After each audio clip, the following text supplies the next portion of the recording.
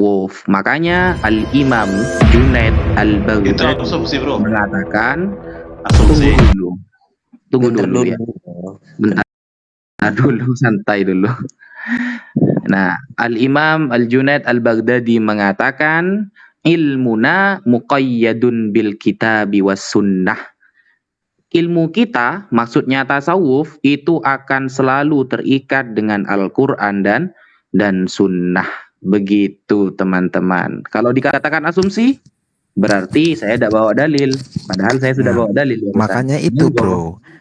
Sebentar, kalau dia terikat kepada Al-Quran, menyebut Al-Junaid, sedangkan Al-Junaid itu memerangi tasawuf. Bagaimana bro?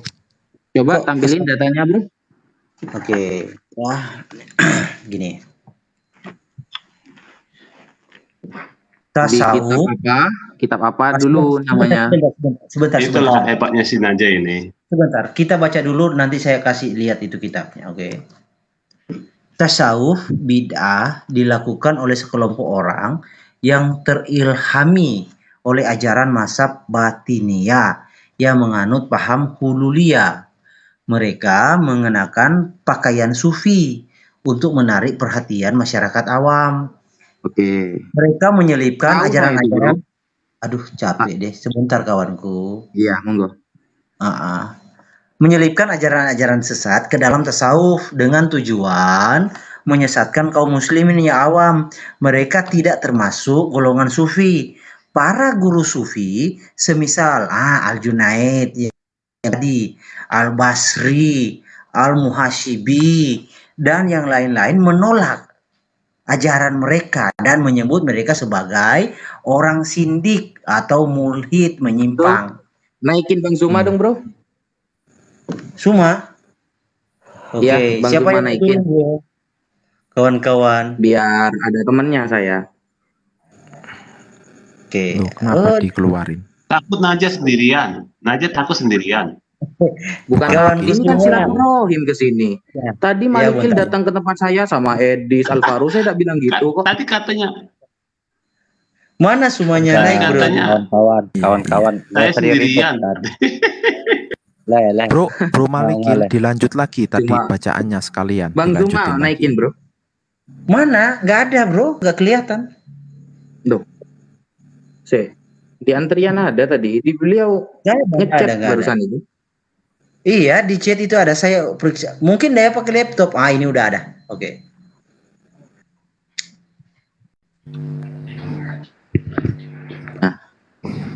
Assalamualaikum Bang.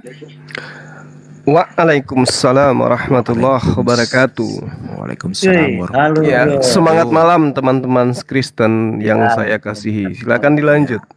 Ya silakan Bro Malikil lanjutkan tadi pembahasan tentang pengajaran sesat daripada tasawuf ya menurut yang Bro tampilkan. Silakan. Jadi guru-guru ini Al-Junaid, Al-Basri, Al-Muhashibi dan yang lain-lain menolak ajaran mereka yang dimaksud adalah tasawuf dan menyebut mereka sebagai orang sindik dan mulhid, menyimpang. Banyak ulama di antara mereka caranya Ibnu Taimiyah. Nah, salah satunya Ibnu Taimiyah juga menolak dan muridnya Ibnu Al-Qayyim Jauziyah menyingkap kesesatan kaum sufi bid'ah ini. Waduh. Oke. Ada kelompok lain yang memalsukan tasawuf dan menjadikannya sebagai profesi. Mereka saling mengajarkan bid'ah, syiar yang melenceng dan tradisi yang mungkar. Tasawuf Sunni dan para pemimpin sufi yang memiliki ilmu. Coba bro. Atau mau lihat sampulnya? Bentar, saya kasih lihat dulu. Nggak usah sampulnya. Tunggu dulu bro. Coba tunjukkan barusan itu bro. Saya yang baca ya, saya yang baca. Jenengan ini baca Indonesia aja gagal paham gitu loh. Monggo, saya yang baca. Oke. Bentar ya. Yang barusan ditunjukkan itu. Jedor kamu santai aja bro. Santai aja. Iya. Pada tulisan tadi. Ya silakan. Najah nggak bawa data, malas. Asumsi terus Najah. Jangan begitu, bro. Jangan Bro. begitu. Jago asumsi Pembahasan ya. dia Naja ini. Tasawuf Nggak pernah bid'ah membaca. ya. Coba ditunjukkan, saya yang baca bro ya. Ah, Tasawuf bid'ah dilakukan oleh sekelompok orang yang terilhami terus oleh ajaran mazhab batiniyah yang menganut paham hululiyah. Nah, mereka yang menganut paham hululiyah ini mengenakan pakaian sufi untuk menarik terus masyarakat awam, kemudian mereka menyelipkan, ingat ya, jadi orang berpaham batiniyah itu menyelipkan ajaran-ajaran sesat ke dalam tasawuf. Tasawuf. Berarti yang menyelipkan ajaran sesat ke tasawuf adalah paham hululiyah. Makanya itu ditolak oleh Al-Imam Al-Muhasibi, Al-Imam Al-Basri, dan Al-Imam Al-Junaid Al-Baghdadi. Kalau tasawufnya, tasawuf aslinya itu tidak seperti itu. Saya ada kok Ada nggak datanya? referensinya. Bahkan Junaid Sebentar, bro. Al-Baghdadi Sebentar, bro. mengatakan Saya tanya dengan Bro ilmuna Wafi. muqayyadun bil kitabi was sunnah. Ilmu kita tasawuf, kata Imam Junaid Al-Baghdadi, itu akan terus diikat oleh Al-Quran dan Sunnah. Kalau keluar dari Al-Quran dan Sunnah, maka tidak boleh diikuti, kata Imam Junaid Al-Baghdadi. Sedangkan di dalam narasi artikel yang dibawakan oleh Mas Herdi, itu adalah orang yang berpaham hululiyah memasukkan ajaran-ajaran sesat ke tasawuf. Jadi sengaja memang memasukkan ajaran sesat ke tasawuf. Makanya ditolak oleh Imam Junaid Al-Baghdadi. Ini terjemahan Sebentar, aja bro. paham Bro Wafi, gitu loh. gini, Bro Wafi. Bro Wafi tahu nggak pengajaran batiniyah dan kululiyah yang Bro Wafi sebutkan tadi, apa yang diselipkan ke dalam ajaran tasawuf sehingga itu disesatkan oleh para imam yang disebut Al-Junaidi dan sebagainya tadi? Silakan. Ya, paham hululiyah atau batiniyah yang dimasukkan ajaran sesat oleh mereka sehingga ditolak oleh Al-Imam Al-Junaid Al-Baghdadi, itu salah satunya seperti istilah manunggaling kaula Gusti. Apa yang memaknai hululiyah ini dari kata hulul ya, bahwa dia mentiadakan selain Allah. Maksudnya itu ketika ditanyakan, contoh ini ya, saya kasih contoh hululiyah itu. Wahai Wafi, kesini kamu.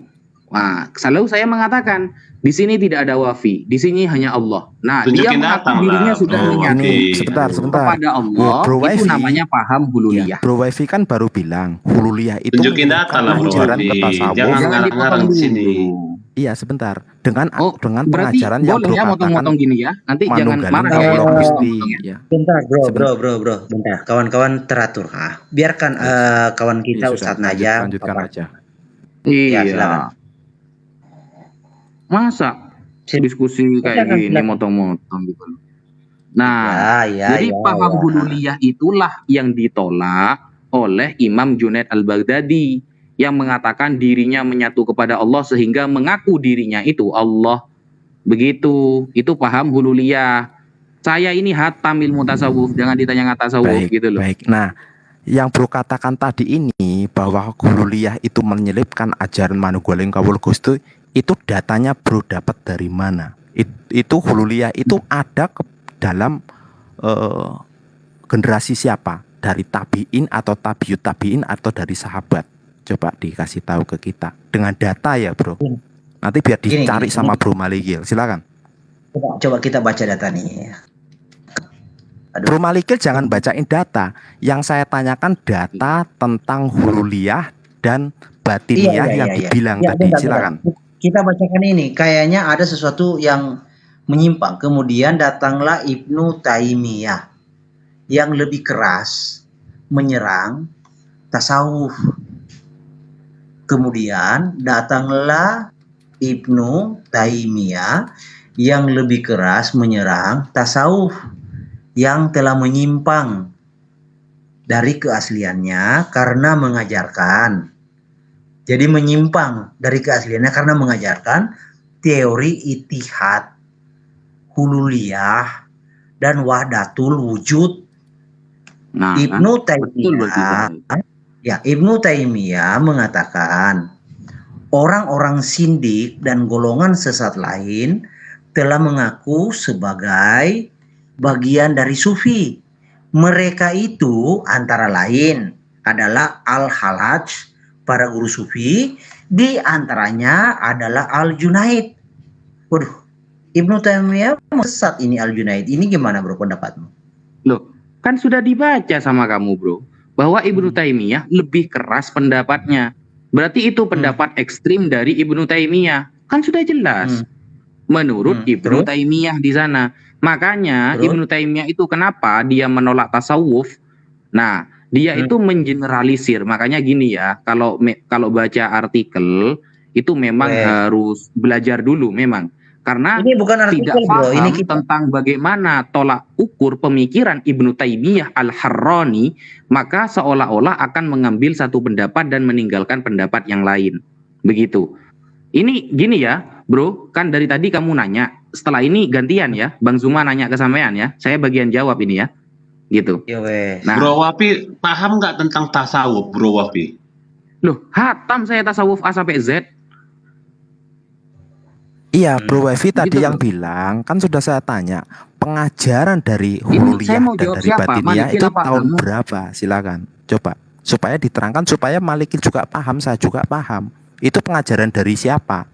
Dan dilakukan oleh sahabat atau tabiin atau tabiut tabiin. Kok sahabat? Itu dilakukan Rasulullah Shallallahu Alaihi Wasallam. Dalilnya mana? Yang enggak, yang saya tanya, yang ajaran sesat yang dimasukkan oleh hululiyah itu yang kata Bro adalah Manunggaling Kawula Gusti, itu dilakukan oleh imam siapa, di tahun berapa? Karena kata Bro kan ajaran tasawuf itu. Ini salah pertanyaannya ini. Enggak, kan Bro Hululiyah bilang itu tadi ajaran sesat. Jadi jangan dikaitkan dengan imam.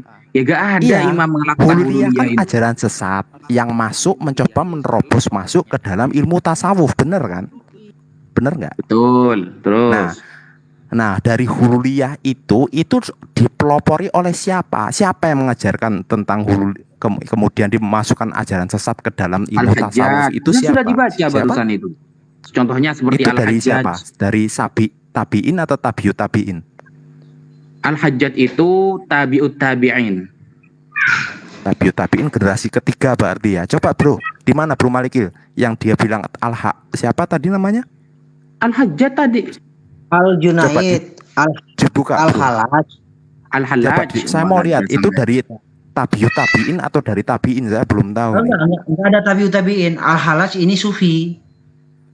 Loh. Iya, dia generasi keberapa dari sahabat itu kan generasi pertama. Tabiin itu generasi kedua. Tabiut tabiin itu generasi ketiga yang tidak berjumpa dengan Rasulullah. Itu tabiut tabiin. Bro Abdul tanya dulu Wafi. Wafi tahu nggak yang kalian bahas itu? Gini, Abu Abdullah Husain bin Mansur Al-Hallaj atau biasa disebut dengan Al-Hallaj.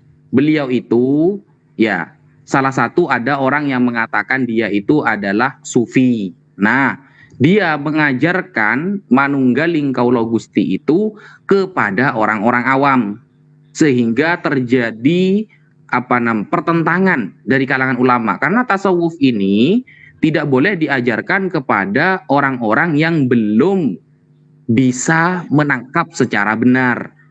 Seperti itu. Nah, Al-Hallaj ya, beliau itu daerahnya Iran ya. Yang saya ingat, yang saya baca itu daerah Iran ya kalau sekarang itu ya.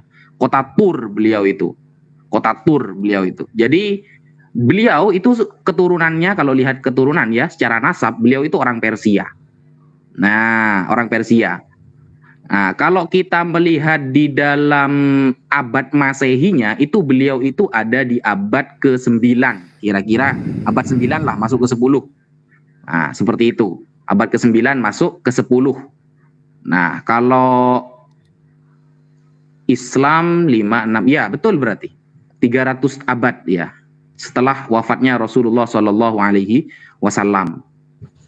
Dia ketika mengatakan bahwa atau memberi konsep bahwa dia bersatu dengan Allah, hulul. Nah, di saat itu ada pertentangan dari kalangan para ulama. Nah, ini saya sudah jelaskan ya. Saya sudah jelaskan. Nanti bisa bisa dibaca. Kalau memang apa yang saya Iya. baca salah, bisa Nah, sampai yang bro baca itu dari mana? Yang bro baca dari mana itu? Loh, itu sudah kitab-kitab tasawuf, Bos. Contohnya ya Iya, seperti iya, Al-Milal judulnya wan misalnya Nihal, kan- Al-Imam Asy-Syahrastani. Di sana dijelaskan bagaimana pengajaran Apa? Al-Hallaj Saya catat dulu bro. Sebentar, saya catat dulu Asy-Syahrastani ya. dalam kitab nanti saya Al-Milal cek ya. wan Nihal.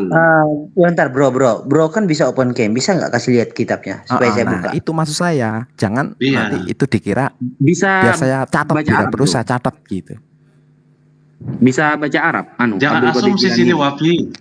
Harus pakai data. Enggak, saya tanyakan Wapi dulu. gimana Sampean sih? bisa. Soalnya nggak ada terjemahannya. Gimana? Bisa. Kalau bisa Iya. saya bukakan. Artinya yuk kasih ya lah terjemahannya, sampul terjemahannya. Nggak ada terjemahannya. Apa bro. Wafi nggak percaya sama terjemahan kali ya? Wafi nggak percaya ya sama Bukan nggak terjemahan? percaya sama terjemahan. Terjemahannya ada memang. Ya terus kenapa Kitabnya kamu itu bilang Arab gitu loh. bahasa Arabnya? Dor.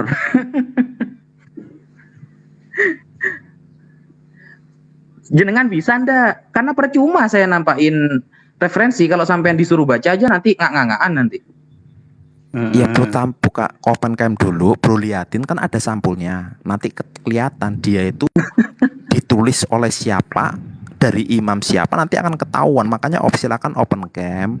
Nanti bro tinggal, itu memang nggak ada terjemahan bahasa Inggrisnya ya. Dalam arti itu semua kan bahasa Arab kan, betul nggak?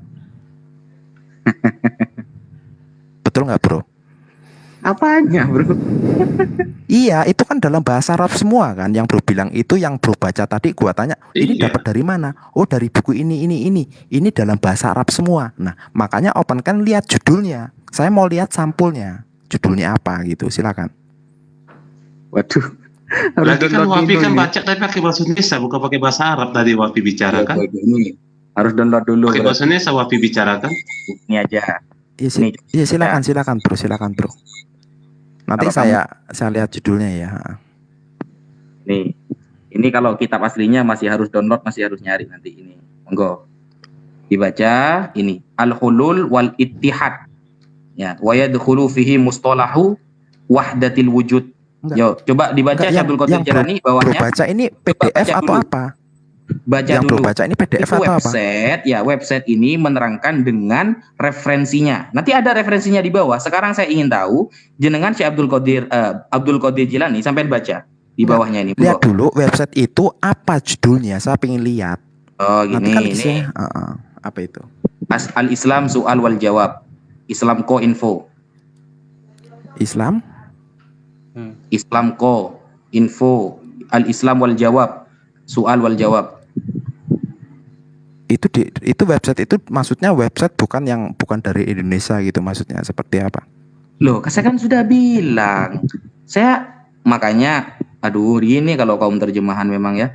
Saya sudah bilang, kitab Al-Milal wan Nihal, kitab Syiaru A'lamin Nubala tentang Al-Hallaj, atau kitab-kitab seperti Tarikhu Baghdad, itu sejarah-sejarah itu masih belum ada terjemahannya. Saya ada punya, makanya saya Kenapa nggak diterjemah, bro? Anda. Kenapa nggak diterjemah? Saya nggak tahu bukan saya yang buat. Kenapa nggak diterjemah, bro Wafi? Saya nggak tahu guys, kok nggak bisa, kok nggak diterjemah, itu kan bukan saya yang buat bukunya. Ya, Saya saya punya tahu perjalanan. lah. Kenapa nggak Monggo diterjemahkan? dibaca dulu Abdul Qadir Jilani. Ayo dibaca dulu. Saya ingin tahu keilmuan Anda. Monggo Itu dibaca kan dulu. kitab Anda bro, itu kitab Anda. Enggak, yang Ayo, aku tanya baca dulu. kenapa nggak diterjemahkan, bro? Kan Ya. hanya modal terjemah toh. Monggo Bang Suma lanjut Bang. Ya, Nama enggak, silakan. keren, Sebentar, Abdul Bang, Qadir sebentar. Jailani keren Sebentar, namanya. Abdul Nggak bisa ini, Bang baca Suma. rupanya. Aduh. Bang Wifi buka. Farah ini, Farah. Si Zuma suruh baca, Bang Wifi buka, Zuma suruh baca dan Jadi artikan. gini, Silakan kita lihat teman-teman. keilmuan dari Zuma. Alah, teman gini. Enggak, Bung Gini. Zuma bisa baca enggak? Jadi Zuma gini. bisa baca enggak Al-Qur'an? Kalau bisa dibaca yang tadi Enggak, bunyi. saya nggak bisa, Dibaca, nggak bisa, diartikan. saya nggak bisa. baca Ya. enggak? Kamu yang bisa. Namamu aja nggak keren bisa. gitu. Berarti Abdul cuma Qadir Jailani. Terjemahan juga. Namanya Syekh. Berarti kamu juga ini Jadi gini, terjemahan dengarkan juga, dulu. Zuma. Buktinya kamu ditunjukkan data. Udah tertib kawan-kawan, tertib ya. Herdi, Satu-satu tolong yang- kasih ruang kepada saya dulu, Iya, barang iya, iya, beberapa iya. Bentar, menit. bentar. bicara. Ya, ini nama-nama orang Arab. Abdul Qadir Jailani ini suruh mantau dulu, dia suruh belajar ngeja gitu. Tenanglah, oke, santai ya. Jadi Kita santai. saudara-saudara, kita harus memahami bahwasanya tasawuf Aduh, itu bentar, bro. ada. Sebentar bro. Kita kasih giliran dulu satu-satu. Nah, kan giliran saya orang sekarang, Wahabi- Her. sebentar. Kasih waktu Sebentar. Bang Herdi per orang berapa gitu biar urut ya. Wafi sudah. Abdul Qadir Jailani kasih 10 detik aja dia. Kan dia nggak tahu apa-apa. Oke. Ya. Oke, kalau Wafi Iya, sudah. iya, silakan. saya kasih 10 detik ya, saya 10 detik ya, saya 10 detik Oh iya, aja. wes. 10 Nanti detik Bang aja. Zuma, 2 menit. iya, nanti Bang Iya. Zuma baca apa yang sudah ditampilkan oleh siapa? Ditampilkan Nggak oleh ada, Ustadz nggak ada, Levi. nggak ada Baca. materi itu di Loh, sini. Nggak perlu, nggak perlu. Loh, Kamu nggak ada Itu kapasitas untuk pembuktian. nguji saya. Karena gini, tadi Bang Kenapa? Levi bilang kalau saya nggak bisa baca, saya umat terjemahan. Berarti Bang Zuma juga umat terjemahan karena Ya tidak nggak bisa membaca apa-apa, yang nggak ditampilkan. masalah. Saya dikatakan umat terjemah, emang sak. Bang Levi, Bedanya, saya juga, ya, saya dan Bang Bang Zuma Zuma umat itu terjemahan tidak ya. membahas tasawuf. Kamu yang Itu udah sok-sokan jelas membahas gitu. tasawuf setelah ditampilkan referensinya. Aduh, bro, capek deh. Memang enak itu tumpang tindih suaranya. Teraturlah. Oke? Gantian lah, oke? Sudah. Ya, Kan giliran benar saya itu. kan. Monggo Bang Zuma. Ini tadi dikasih waktu Abdul Qadir mau bicara. Belum selesai, jangan dulu dipotong, bro. Biarkan dia Itu selesai. dia baru- nggak lagi bahas materi, Bung. Gimana? Dia Oh, hanya ingin menutupi kelemahannya. Bentar. Ini Abdul Qadir udah selesai, bro. temanya mau Atau apa masih- kita nih? Bentar, kerbau putih. Belum bang. Ini Ya, kan silakan tadi lanjut, submateri kan sudah disampaikan oleh Bang Wevi dengan ditunjukkan sebuah link yang Islamiyah dengan bahasa Arab semua. Kemudian kita orang Kristen, Khawarij daripada Yesus itu disuruh membaca dalam bahasa Arab, ya, dengan mengatakan kita umat terjemahan, betul ya. Nah, makanya ketika substansi ini kemudian kita tanyakan kepada Bang Zuma untuk membaca seperti yang dibaca oleh Bang Wevi, dia bisa enggak dengan tolak ukur yang sama. Yang tidak bisa membaca adalah seorang yang umat terjemahan seperti itu. Oke. Silakan Bang. Iya nggak Silakan. apa-apa. Saya dikatakan umat terjemah, nggak masalah. Tapi kan kitabku bahasa Arab dan saya bisa baca kan gitu. Oke. Iya, udah. Giliran saya sekarang ya teman-teman. Oke. Jadi berbicara mengenai tasawuf. Tasawuf itu ketika ilmunya diantaranya adalah hulul, itu didudukkan sama seperti ilmunya Yesus. Disitulah sesatnya. Itu yang perlu saudara pahami. Tapi keberadaan daripada tasawuf itu sejak ada Al-Quranul Karim diperkenalkan oleh Rasul Muhammad SAW. Tasawuf itu ada. Qad aflaha man tazakka. Sungguh beruntung orang yang mensucikan diri dengan beriman. Itu tasawuf itu. Alladzina amanu wa tatma'inna qulubuhum bizikrillah. Ala bizikrillah tatma'innul qulub. Ini dasar-dasar tasawuf. Lalu kemudian di ayat lain dalam Al-Quran itu diterangkan falam taqtuluhum walakinnallaha qataluhum. Itu adalah dasar-dasar tasawuf. Ya. Tapi kemudian berjalannya waktu, ada kemudian pemahaman-pemahaman yang berdasar dari data-data tadi untuk kemudian mereka lakukan suatu hal yang tidak berkesesuaian dengan apa yang dicontohkan oleh Rasul Muhammad SAW. Contoh misalnya apa yang dilakukan oleh seorang tokoh yang kemudian banyak pengikutnya ya. Saya sebut saja Abu Al-Muqis Al-Husain Ibnu Mansur yang lahir di Persia pada tahun 800 sekian gitu. Ini yang kemudian mendudukkan poin al-hulul sama seperti Yesus. Bahwa bahwa Tuhan pencipta langit dan bumi mengambil tubuh manusia, meminjam tubuh manusia, berdiam diri dalam tubuh manusia. Ketika kemudian Yesus mengatakan aku dan Bapa adalah satu, para pemaham al-hulul yang tidak sadar itulah ya, yang menganggap bahwa Yesus yang manusia itu adalah Tuhan itu sendiri, sehingga dikatakan dua nafsu. Cuma ini tanya tasawuf kok malah ke Alkitab kau. Bentar bro, nggak apa-apa, biar Wawasan butuh wawasan. Kalau Bang Suma hadir, wawasan disiapkan supaya paham. Ya, jadi pemahaman hulul itu menganggap bahwasanya pencipta langit dan bumi itu masuk ke dalam tubuh manusia, tinggal di dalam. Karena dia sudah merasa makrifat, dia merasa bersatu dengan Tuhan. Nah, yang jadi masalah sekarang, ketika dalil-dalil tasawuf ini diterapkan di dalam kehidupan umat Islam, tidak ada satupun umat Islam yang menganggap sufi, dalam hal ini orang-orang yang suhud, orang-orang yang sudah melakukan teori dan praktek di dalam menyatu dengan Tuhan, itu tidak ada yang menganggap dia Tuhan. Celakanya ketika ada orang yang kemudian bertasawuf, orang yang mengatakan aku dan Bapa adalah satu, lantas dianggap Tuhan. Itu menyalahi, itu tasawuf sesat itu yang itu.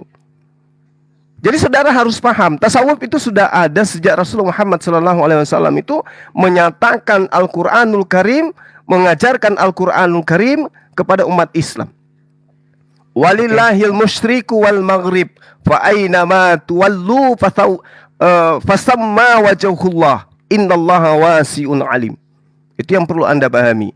Milik Allah timur dan barat, kemanapun kamu menghadap, di sanalah wajah Allah. Sungguh Allah maha luas, maha mengetahui. Nah, ini orang-orang yang menggunakan ilmu yang tadi, kawan-kawan, ya, itu menyalahi ilmu tauhidullah. Kenapa? Karena mereka menganggap Tuhan itu masuk ke dalam tubuh manusia, tapi manusia yang mengalami ini itu tidak pernah menganggap dirinya Tuhan. Yang celaka yang ada di sekelilingnya, karena melantiknya menjadi Tuhan. Demikian sementara. Oke. Bro Abdul Qadir atau Bro Tom?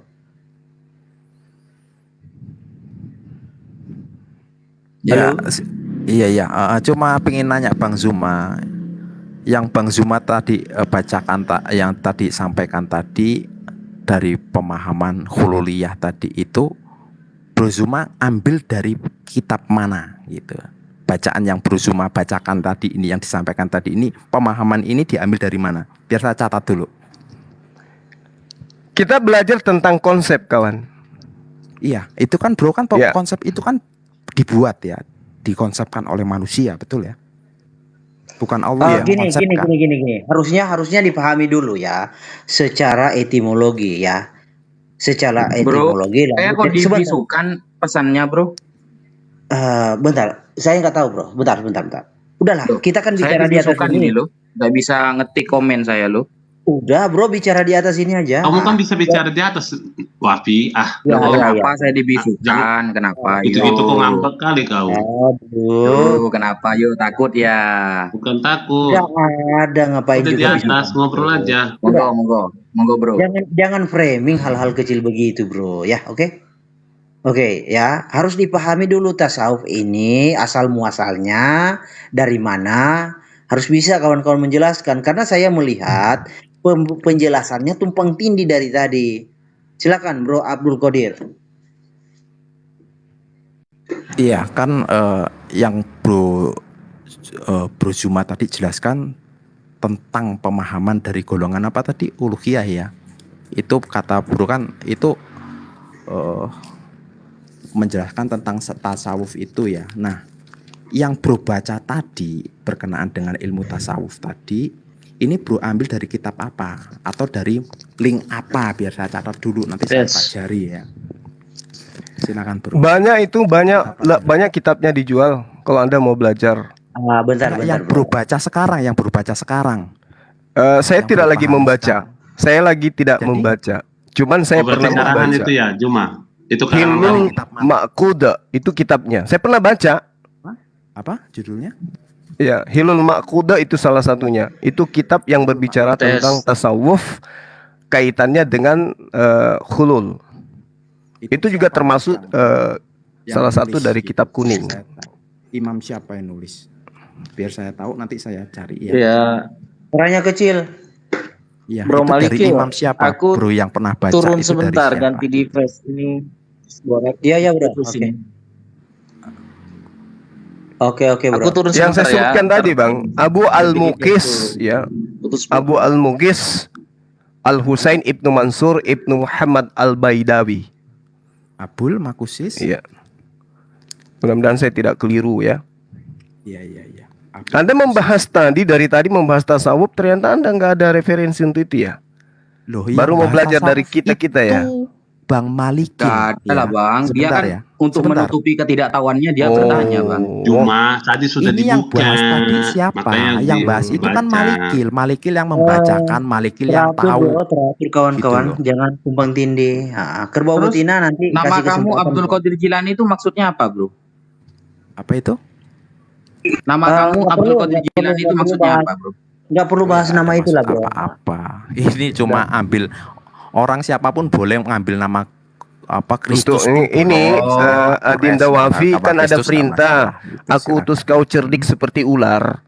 Gitu Oh, Bang. gitu. Itu Dek. Iya. Siap, Itu Bang. amanah Saya nggak dari pernah- kitab. Saya nggak pernah nyala-nyalain Islam. Saya nggak pernah mengoreksi Islam, menyala-nyalain Islam. Malah saya bertanya. Kalau saya bertanya, apakah saya dianggap seorang yang penyesat? Enggak kan? Enggak, orang Ya. nanya nama Anda loh. Bentar dulu. Kita fokus ke topiknya. Silakan Kerbau Bukan betina itu mau nggak boleh tambahkan. ditanya. Kerbau betina mau tambahkan apa bro? Silakan. Oke, Saulus tadi yang aja itu dijelaskan. ganti nama jadi Paulus loh Bang. Ada tujuannya. Jadi nama itu Kita udah dewasa. Kita udah dewasa. Jangan kekanak-kanakan lah. Sajikan sesuatu yang bermanfaat, oke? Ya, yang berilmu gitu loh. Makanya saya mau catat ini Abul Malasis dengan ilmu siapa tadi? Waduh. Saya catat nih. Tadi dari siapa pengarangnya? Abdul siapa tadi, Bang? Abdul siapa? Silakan.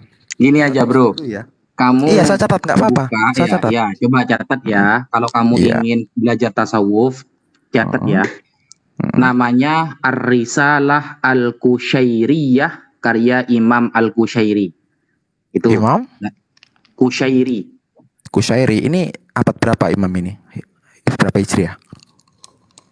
Loh, ya tinggal di-download, Bro. Nanti kan kamu tahu itu, Bro. Dia Oh, ada di iya. abad berapa, pelajari dulu Imam gitu. Kusyairi, risalah apa tadi, Bro? Al-Kusyairiyah. Al-Kusyairiyah Risalah ya. Al-Kusyairiyah. Iya. Dari Imam Kusyairi ya. Ya, beliau itu Ya. menulis buku yang berjudul Risalah Kusyairiyah yang isinya menerangkan tentang istilah sufi, tasawuf, dan lain sebagainya. Oke, Gitu. ini termasuk salaf bukan ini? Imam salaf bukan? Atau sudah di atas Loh, 300? beliau itu adalah ulama kholaf. Tahu kholaf Gini. nggak? Udah bro. Tahu nggak kholaf, gini. Bro? Gini, Nggak udah. tahu kan? Nggak tahu lah. Ya, silakan. Udah. Nah, gini. Sepengetahuan Bro Wafi, asal muasal itu kata tasawuf itu dari peristiwa apa? Nah, tasawuf Sejarahnya. itu kan dari Awal kata mulanya. sufi ya. Orang-orang tasawuf itu kan namanya sufi. Nah, orang sufi dan tasawuf itu baru dikenal pada akhir abad kedua Hijriyah. Abul Qasim Al-Kusyairi dalam kitab Ar-Risalah Al-Kusyairiyah menerangkan bahwa para tokoh panutan kaum muslimin di zaman Rasulullah Shallallahu Alaihi Wasallam hanya diberikan gelar as-sahabah. Sahabat dulu, tidak ada gelar yang lebih tinggi daripada gelar sahabat. Tidak ada di zaman Rasulullah. Nah, baru diketahui orang tasawuf itu namanya sufi dan ilmunya namanya ilmu tasawuf. Dengan ilmu itu kita tahu untuk membersihkan hati. Nah, itu ada di kitab Risalah Al-Kusyairiyah. Bisa dilihat nanti, Bro. Itu pun kalau sampean bisa bacanya gitu loh. Nah, bisa dilihat itu bahwa itu baru dikenal di akhir abad kedua, masuk abad ketiga. Makanya saya di awal mengatakan 300 tahun pertama. Dor gitu. Itu Jadi- salaf ya. 300 tahun pertama kan masuk kategori Imam salaf gitu ya. Jadi Saya nanya, Bro. Salaf itu apa sih Sebentar. pemahaman jenengan, Bro? Biar gak salah paham kita ngomongnya. Salaf itu apa sih pemahaman sampean? Abdul Qadir? Ya 300 tahun pertama lah apa Di namanya? kitab apa itu referensinya itu, Bro? Saya mau lihat, Bro. Kalau dari kitabnya saya nggak ngambil dari sebuah kitab ya untuk mengetahui pemahaman salaf itu ya. Ya. Dari mana sampean tahunya itu? Saya banyak dengar ya khotbah ceramah dari para ustadz gitu. Makanya saya konfirmasi kalau benar berarti ya referensi benar kata berarti ustadz ya. itu, kalau salah berarti Ada ya referensi berarti salah. ya. Iya, berdasarkan dari Oke, ustadz sendiri, ada bukan dari referensi. pribadi gitu. Oke, Bener nggak dari itu bro? Salaf itu referensi. 300 tahun Mana pertama, betul nggak? balik. Kamu Enggak, itu mau bener nggak? belajar atau mau Enggak, gimana? saya tanya. Monggo Bang Zuma, lanjut Bang. Ya bener nggak itu? Salaf itu begitu nggak bro? Bro ini, bro wifi, bener nggak? Bentar ya. Kamu Bentar, itu hanya bro. ingin menutupi ya ketidaktahuan Anda, lalu bertanya seolah-olah nanti saya yang menjawab. Padahal apa yang Anda sampaikan dari A sampai Z barusan tidak berdasarkan referensi. Setelah sampean menuntut saya untuk mengeluarkan referensi, Iya.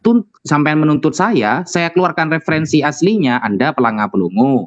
Nggak bisa baca Mana? Arab, Referensi yang mana mana, butuh bro? terjemahan. Referensi yang mana? Nah, Nanti ternyata gini, Mana setelah referensi saya nanya referensi, baru satu gini. kali ya nanya referensi ya, ternyata nanti gini cuma ya. modal katanya bro Ustadz ini wifi, Ustadz ya. itu.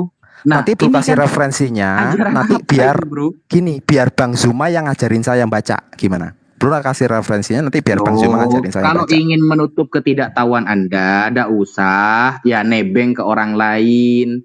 Nggak usah nebeng ke orang lain. Gitu. Enggak, kan, Bilang kan, aja saya kan tidak orang Kristen tahu. umat Saya terjemahan, hanya betul ya? sok-sok tahu aja. Kalau bahas tasawuf dengan saya salah kamu, bro. Mati Jangan dulu. kayak Enggak. Dengan bro menampilkan data dalam bahasa Arab, iya toh? Kan orang Kristen nggak bisa Standar baca. Anda di awal ya, standar Betul Anda ya, di Bang, awal harus pakai referensi kalau bicara. Setelah saya menuntut Anda untuk menyampaikan referensi, satu pun Anda ada ternyata hanya katanya-katanya. Iya, dari Ustadz bro. Saya dengar ceramah itu sering saya dengar ceramah dari YouTube, dari media-media dan saya sering, makanya saya bisa memberikan Sampai pemahaman nggak perlu seperti itu. meneliti, bro. Bro Abdul, Makanya saya coba kita konfirmasi ulang betul lagi nggak, pertanyaan gitu. dari Bro Malikil.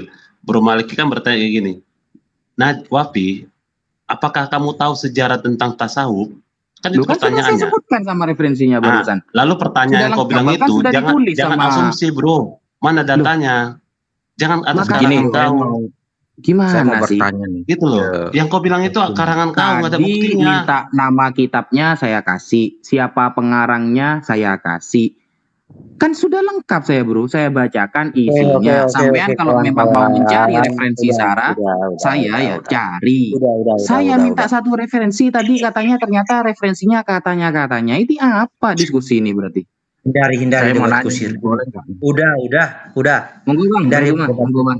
Nah, gini kita baca literatur ya. Ini sejarah tasawuf.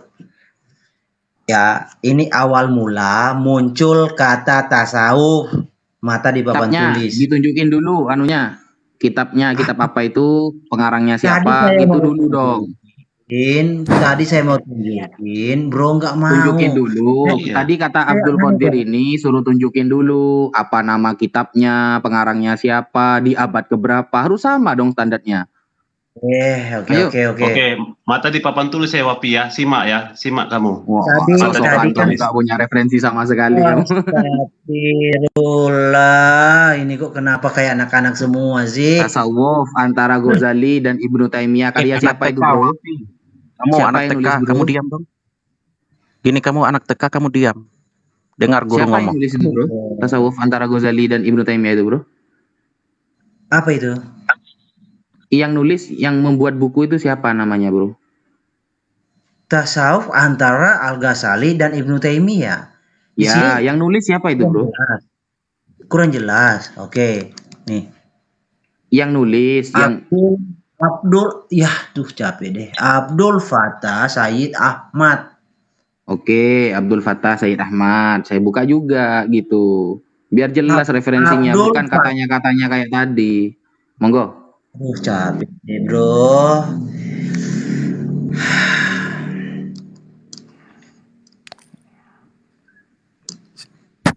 Bro Wifi jangan bilang Nah, tenang ya. katanya dong. Itu kan dari Ustadz yang bilang, bukan saya, bukan si A si B. Ya terserah sih mau diterima enggaknya. Gitu loh. Menutupi ketidaktahuannya, Enggak. nyandarkan nama Ustadz kamu, bro. Enggak, Bilang saya aja kamu ini itu kan gak tahu saya kan apa. orang Kristen.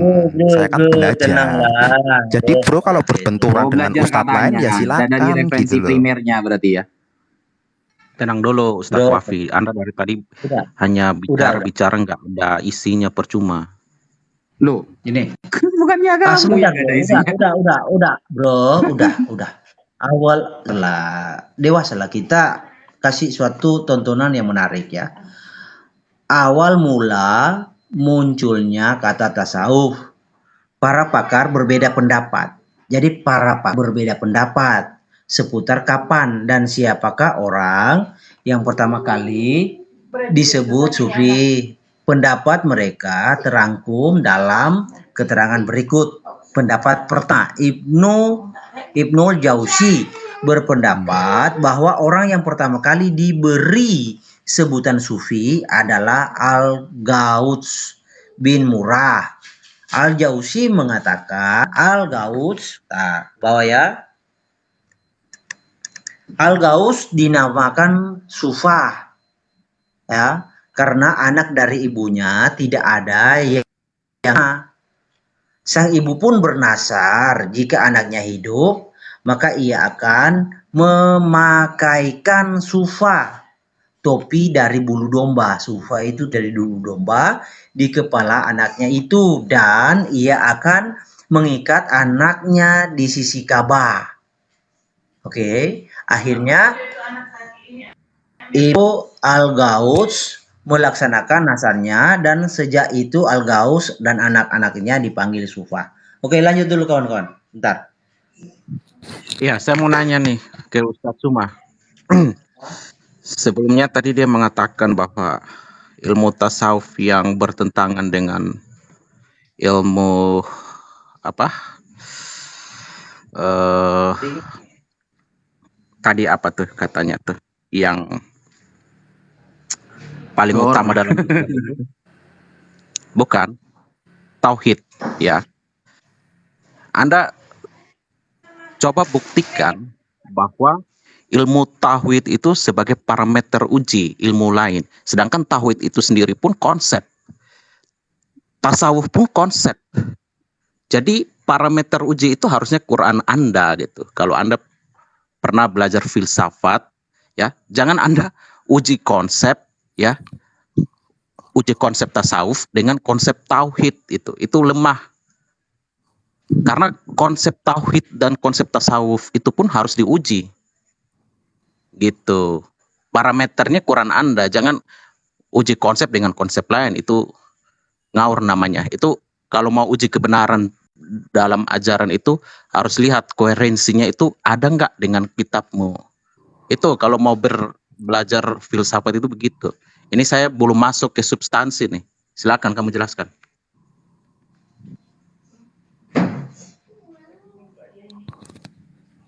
Kayaknya jauh dari device ini, Bang Zuma. Kalau enggak dari pusat wifi mungkin. Gimana? Bro, kerbau. Sorry. Saya mute, saya termute tadi oleh tuan rumah. Silakan. Anda tanyakan apa? Bentar, berarti kawan Suma ini kagak nangkap apa yang saya bawakan dari tadi, ya? Enggak, jadi kayaknya saya termute. Sebentar bro, percuma kayaknya. Tapi sini, saya kasih ada 6 pandangan ya. Menurut siapa sini ya? Saya harap mata di papan tulis ya kawan, supaya saya tidak mengulang-ulang. Gimana guru kita cuma nyontek aja terus di Google. Duh, ini bukan Google, ini kita bro. Iya, dari di antara kitab dari Google. Terus. Iya, sama. Lah kita kan di dunia jauh bro, ya kan? Antara definisi tasawuf adalah sebagai berikut. Enggak, maksudnya ketika Anda membawa materi itu harus dari dalam kepala, bukan ngambil dari internet. Bro, dikit lagi saya kirim ke Yaman ente. Itu kan data Bang Zuma, data tulisan, bukan asumsi. Nanti buktikan. Ini hidup di zaman batu, jadi dia nggak pakai teknologi. Nanti buktikan kitab yang PDF yang saya bawa ini salah. Nanti bro buktikan. Karena kamu itu sudah terbukti seringkali membawa data-data yang tidak sahih. Berapa kali sudah saya buat kamu muntadara dengan data-data kayak begini. Datamu gitu aja nggak ada, kamu mau bilang data orang itu nggak sahih? Mana datamu? Udah tenang ya. Tadi Abdul Qadir udah bawa data, kamu kok udah nolak? Di antara definisi tasawuf, bentar bro, dia sebagai berikut. Kita tenang ya. Ma'aruf Al-Karki wafat 200 Hijriah. mendefinisikan tasawuf sebagai menempuh hakikat dan memutuskan harapan kepada sesama makhluk. Kedua, Abdul Hasan Atsyawan, tasawuf berarti membenci dunia dan mencintai Allah. Ya, berdasarkan pada dua definisi di atas, maka tasawuf bisa diartikan sebagai bersuhud di dunia, mengkhususkan semua amal hanya bagi Allah dan meninggalkan hal-hal yang dapat membangkitkan syahwat. Ini bahaya loh, meninggalkan syahwat. Nah, definisi ini boleh jadi benar karena tasawuf pada fase-fase awalnya belum dicampuri oleh pikiran-pikiran dan keyakinan luar. Ketiga, oleh Al-Kitani wafat tahun 322 Hijriah mendefinisikan tasawuf sebagai akhlak. Maka barang siapa menambah akhlaknya berarti ia telah menambah kesucian dirinya.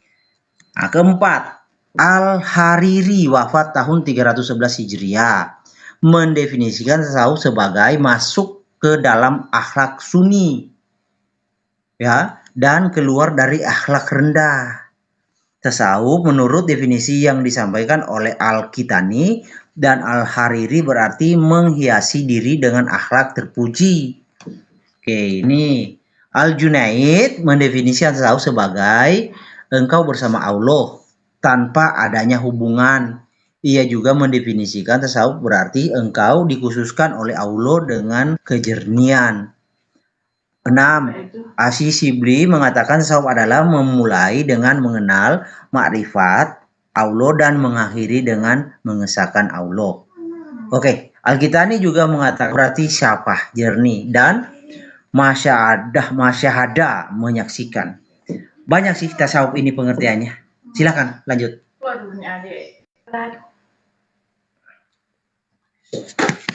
Lanjut. Di mute lagi. Jadi gini, kalau berbicara mengenai tasawuf, dasar pijakannya di dalam Islam itu banyak datanya ya. Dalam Al-Quran, tasawuf itu pijakan-pijakannya diantaranya adalah Al-Quran surah Al-Ma'idah dan beberapa ayat yang tadi sudah kubacakan. Wattaqullaha wa 'alallahi falyatawakkalul mu'minin. Ini dasar-dasar tasawuf. Bertakwa hanya kepada Allah dan hanya kepada Allah sajalah orang-orang mukmin itu harus bertawakal. Dan di antara dasar tasawuf juga bahwasanya wa ma khalaqtul jinna wal insa illa liya'budu. Nah, definisi yang saudara bawa tadi tentang tasawuf sebenarnya itu sudah diajarkan oleh para nabi terdahulu. Ya. Termasuk Yesus itu mengajarkan tasawuf. Berbahagialah orang yang miskin di hadapan Allah, itu tasawuf. Karena mereka yang mempunyai kerajaan surga. Berbahagialah orang yang berduka cita, karena mereka yang menghibur. Berbahagialah orang yang lemah lembut, karena mereka akan memiliki bumi. Berbahagialah orang yang lapar dan haus akan kebenaran, karena mereka akan dipuaskan. Itu adalah dasar-dasar tasawuf. Meninggalkan kehidupan duniawi menuju kepada suhud. Itu tasawuf. Ya. Jadi tasawuf itu bukan hal baru.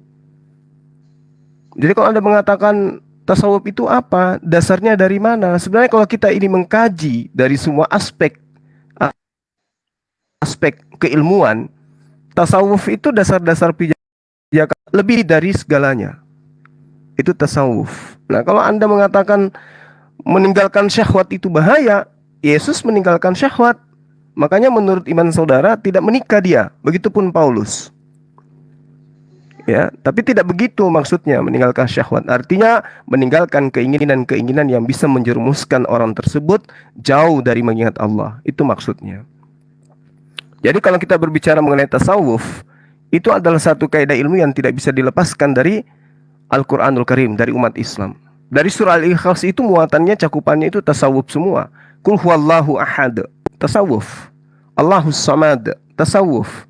Lam yalid wa lam yulad, itu tasawuf. Cuman kita harus memahami bahwa untuk sampai kepada sufisme, ilmu sufi, ya, yang diinginkan oleh Allah itu ada tangga-tangga, ada fase-fase, ada stasiun-stasiun yang harus kemudian dilalui oleh manusia untuk sampai ke sana. Akhirnya berujung kepada makrifat.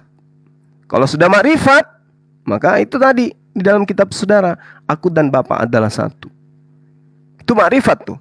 Tetapi bukan berarti aku ini adalah Allah, aku ini adalah Tuhan. Ya. Itu yang jangan disalahartikan di situ. Ketika ada orang yang bermakrifat lalu kemudian aku dan Allah itu adalah satu, lantas dianggap Tuhan. Tidak. Kenapa? Karena Allah mengatakan aku lebih dekat, ya, dengan urat nadi mereka, lebih dekat dari urat nadi. Artinya Allah itu wujud. Nah, tapi yang bisa memahami ini hanya sufisme. Kalau orang yang sifatnya selalu berdasarkan firman majas, bisa jadi ketika ada orang yang mengatakan akulah Tuhan, akulah dia, itu disembah. Nah, ini celakanya kalau bertasawuf tanpa bimbingan daripada guru. Jadi hulul tadi bisa menyesatkan orang-orang yang bertasawuf tanpa didasari dengan kaidah tauhid. Saya kira begitu, teman-teman. Oke, saya boleh tanggapi ya, Bang? Gantian ya, yang nanya ya. Dari tadi kita ditanyain ini loh. Saya tanggapin dulu sih Suma. Karena dia Ya, sudah setelah itu kita nanya ya. Itu perlu ditanggapin dulu itu. iya. Iya, setelah Itu nanggepin kita yang nanya. Bang Sumi perlu ditanggapin dulu, Bro. Iya, iya. Ditanggapin Iya. karena kalau nggak salah statement yang inline sudah dua kali Bang Suma menyampaikan di statementnya, dan itu sepertinya memang perlu ditanggapin supaya kita masuk dalam diskusi kan. Oke. Gimana? Iya. Setelah menanggapi kita ganti Bang yang Suma nanya. sama Masa bisa nanya toh Ya, kita dan tanggapin mau ya. ditanya. Oke, tanggapin. Pertama begini. Ya. Pertama begini, Bang Suma. Tuhan Yesus itu bukan manusia yang bertasawuf. Itu clear, itu jelas. Nubuatan Mesias itu tidak ada hubungannya dengan manusia yang bertasawuf. Bahkan kalau kita lihat di dalam Yesaya 8 ayat 14 itu jelas dikatakan bahwa Yoteva itu sendiri akan hadir, ya, dan persemayamnya itu berasal dari dirinya sendiri. Jadi itu berasal dari dirinya sendiri, bukan tubuh manusia yang didiami gitu loh, ya. Itu pertama.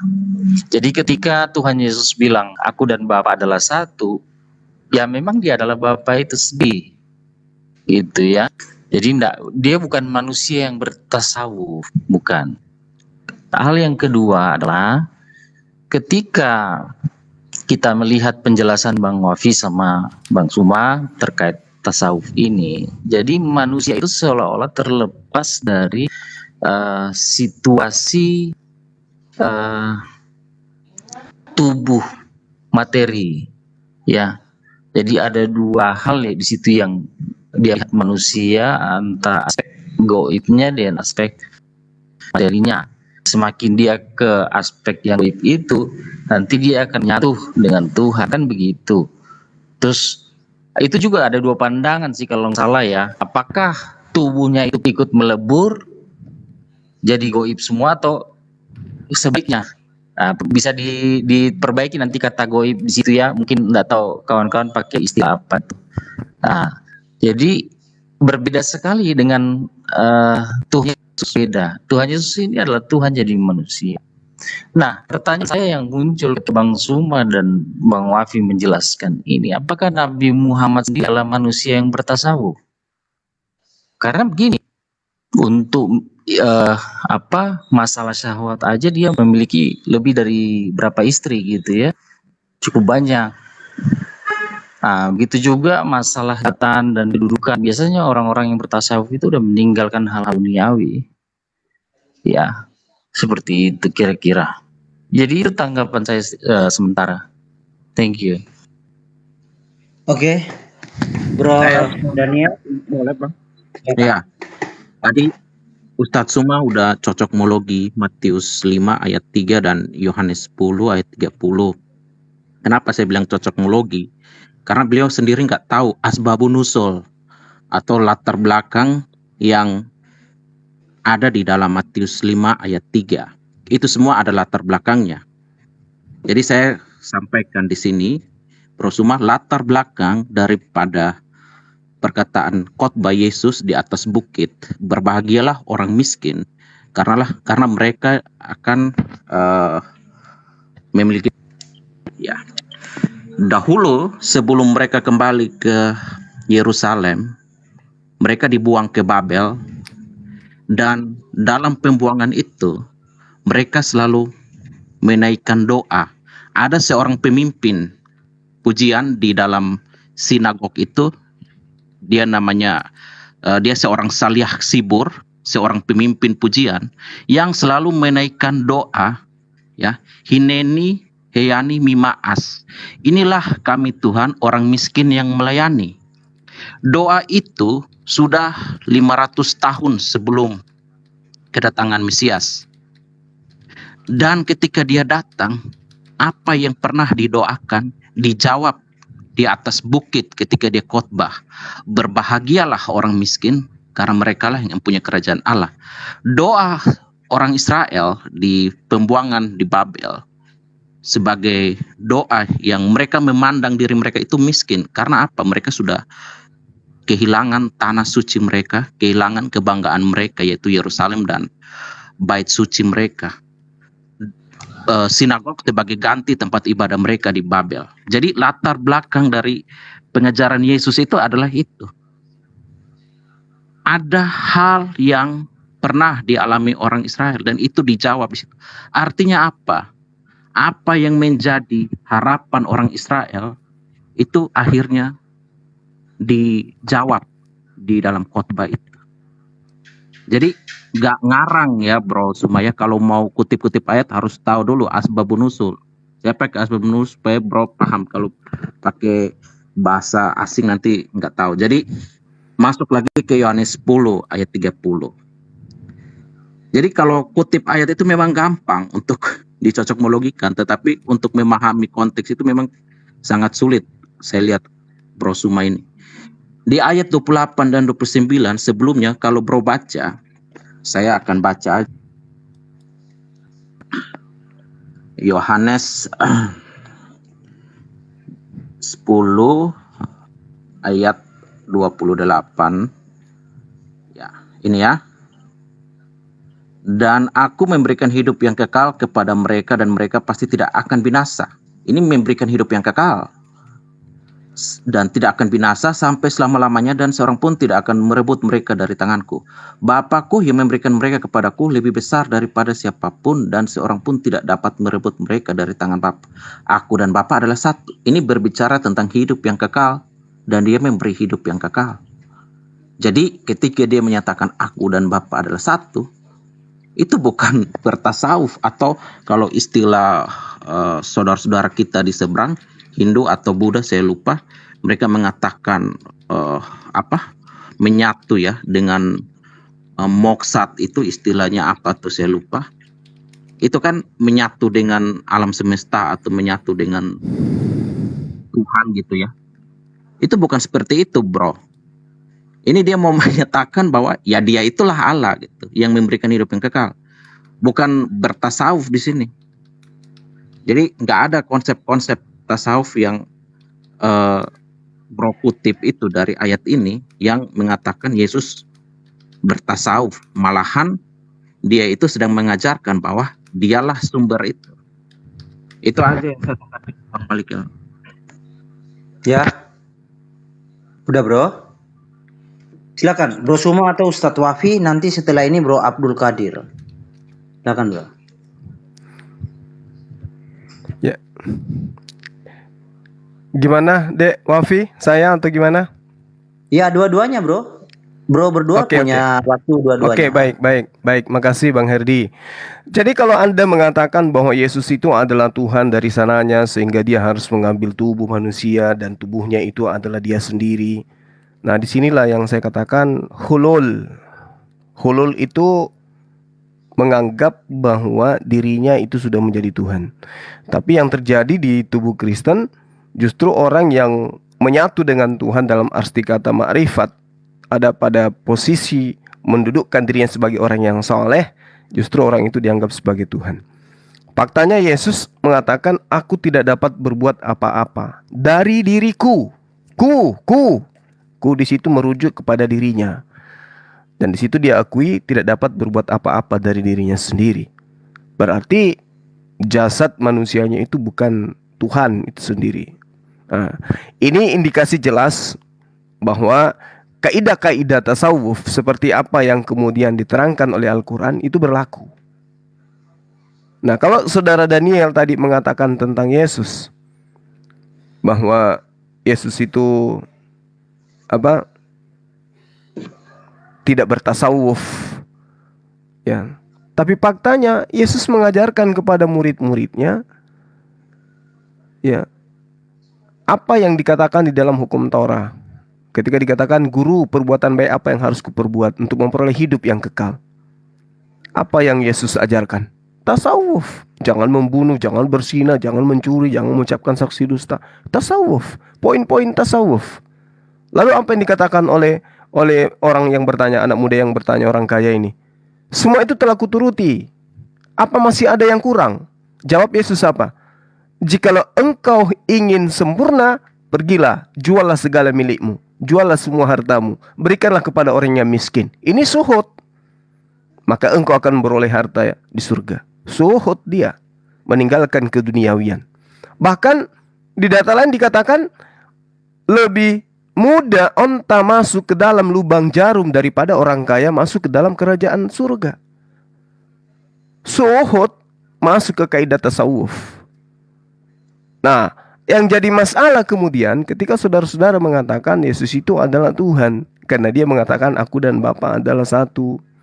Padahal dengan sendirinya Yesus mengatakan, aku datang bukan atas kehendakku sendiri, aku tidak berkata-kata dari diriku sendiri, aku tidak bisa berbuat apa-apa dari diriku sendiri. Tetapi dia mencerminkan orang saleh. Dia bisa membuat orang mati hidup. Dia bisa kemudian membuat orang buta melihat, orang lumpuh berjalan. Artinya dia adalah sufi. Dia adalah orang yang dekat, orang yang intim kepada penciptanya. Sehingga dia mengatakan, apapun yang kau minta dalam nama aku akan dikabulkan.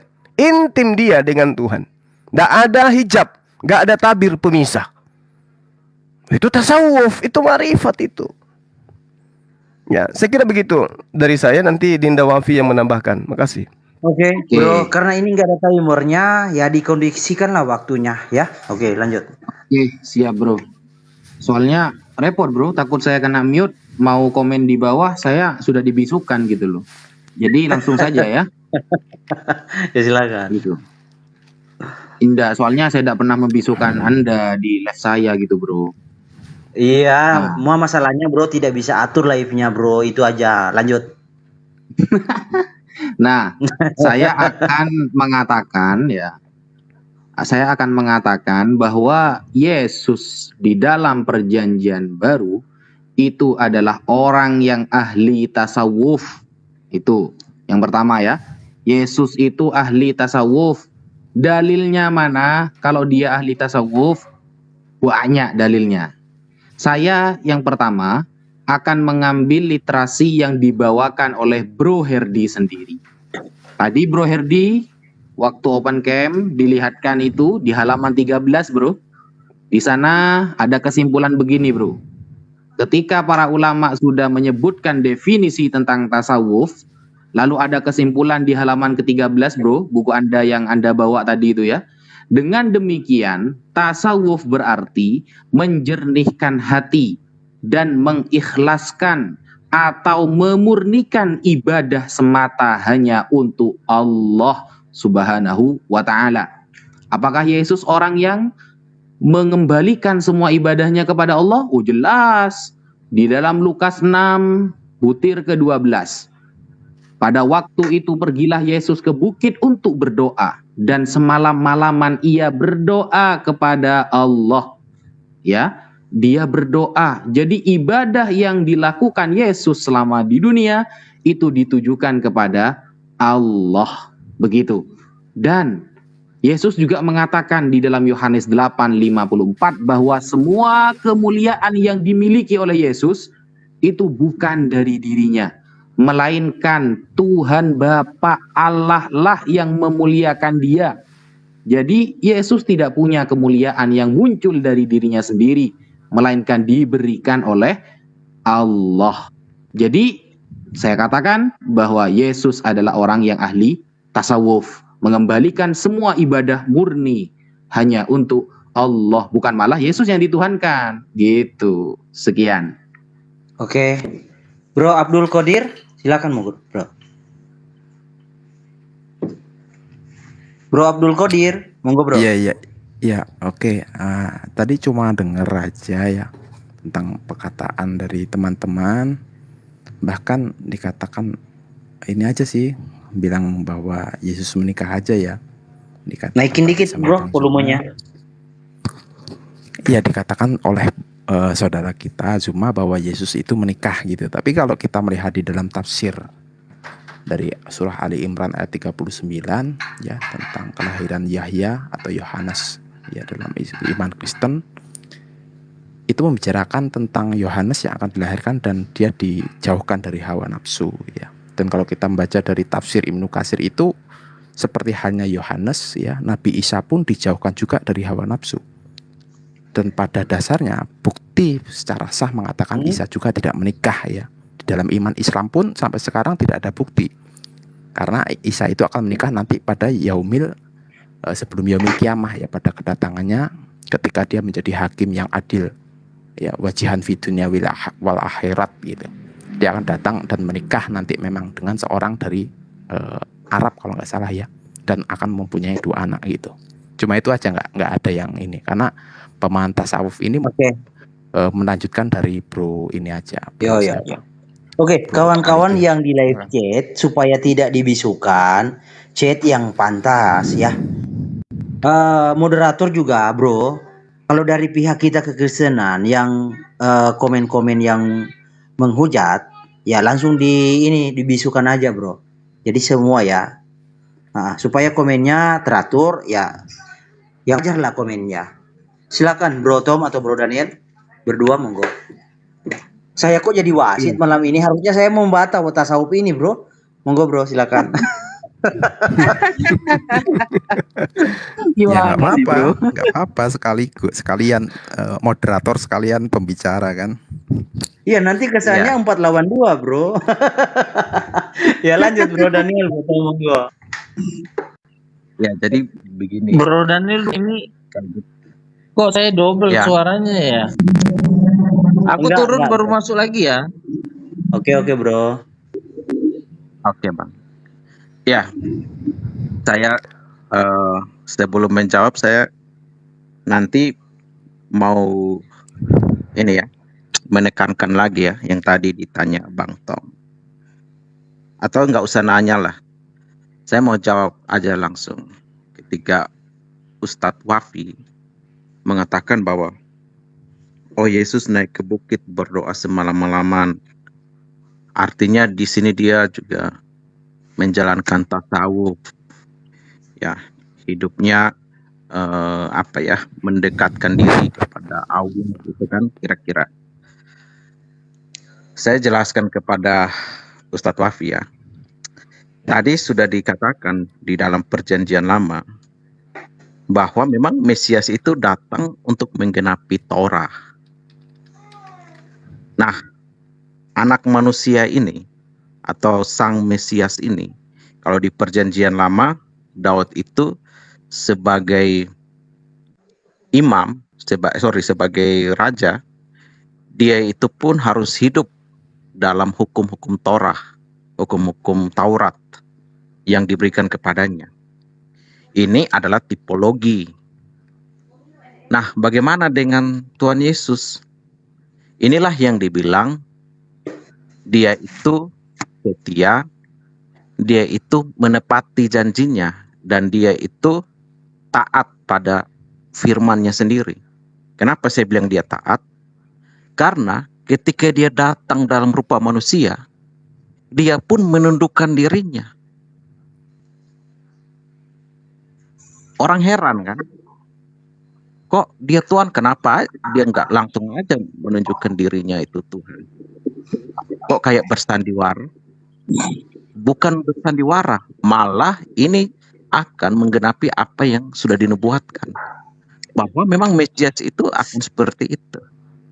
Ketika dia bilang, aku tidak bisa berbuat apa-apa dari diriku sendiri, aku melakukan apa yang disuruhkan, ya kan, kira-kira begitu. Artinya apa? Ketika Allah itu berjanji dia akan datang seperti ini, seperti itu, ketika dia datang, dia melakukan apa yang sudah dijanjikan. Artinya apa? Dia konsisten dengan perkataannya. Orang yang konsisten dengan perkataannya itu namanya dia itu setia dengan janjinya. Jadi kalau dia ngomong, dia bilang aku melakukan apa yang disuruhkan. Artinya dia sendiri konsisten dengan firman-Nya yang dia sudah ucapkan. Masalahnya dia datang dalam rupa manusia, dan di dalam adat Judaism manusia itu tidak boleh menghujat Allah dengan perkataan-perkataan langsung, aku adalah Allah. Kan teman-teman muslim sering nanya kan, di mana dia mengaku. Di dalam budaya Yahudi, kalau orang ngomong itu namanya lason hara, lidah jahat. Itu artinya dia menghujat, dan itu harus dihukum mati. Banyak pekerjaan yang dia belum selesaikan. Jadi tidak sembarangan dia melanggar apa yang sudah menjadi ketetapan lason hara itu. Nah, ini budaya kultur Yahudi juga harus dipelajari, supaya ketika mendapatkan perkataan Yesus seperti itu, jangan lalu menganggap bahwa itu dia manusia biasa. Jadi saya bawakan satu ayat lagi untuk menjawab Ustadz Wafi ketika mengatakan Yesus berdoa. Mungkin Bang Erdi bisa bacakan itu ya, Keluaran 34 ayat 56, biar Ustadz Wafi paham. Keluaran 34 ayat 56. Bentar ya. Keluaran atau apa bro? Keluaran berapa bro? Halo? Kemute itu bro? Ayat 22. Keluaran berapa? Kejadian aja, Kejadian 14 ayat 22. Kejadian ayat 22. Oke, ya. Ya. Tetapi kata Abraham kepada raja negeri Sodom itu, aku bersumpah demi Yod-Heh-Vaveh, Allah yang maha tinggi, pencipta langit dan bumi.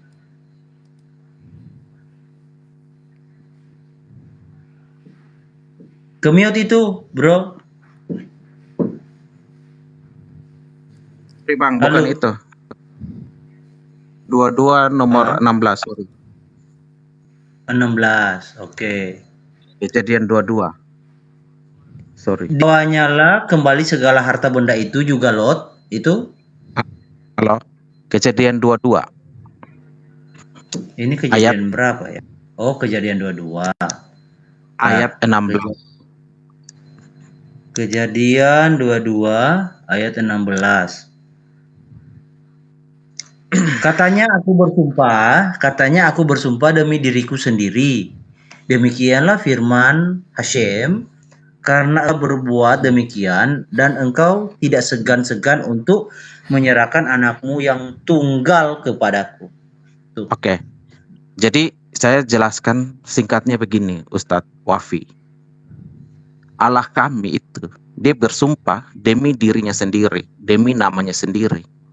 Kalau Allah saudara bersumpah demi ciptaan kan, demi gajah ya Bang Herdi, atau demi ikan paus saya lupa. Demi kuda yang berlari terengah-engah, demi buatin, banyak. Artinya apa?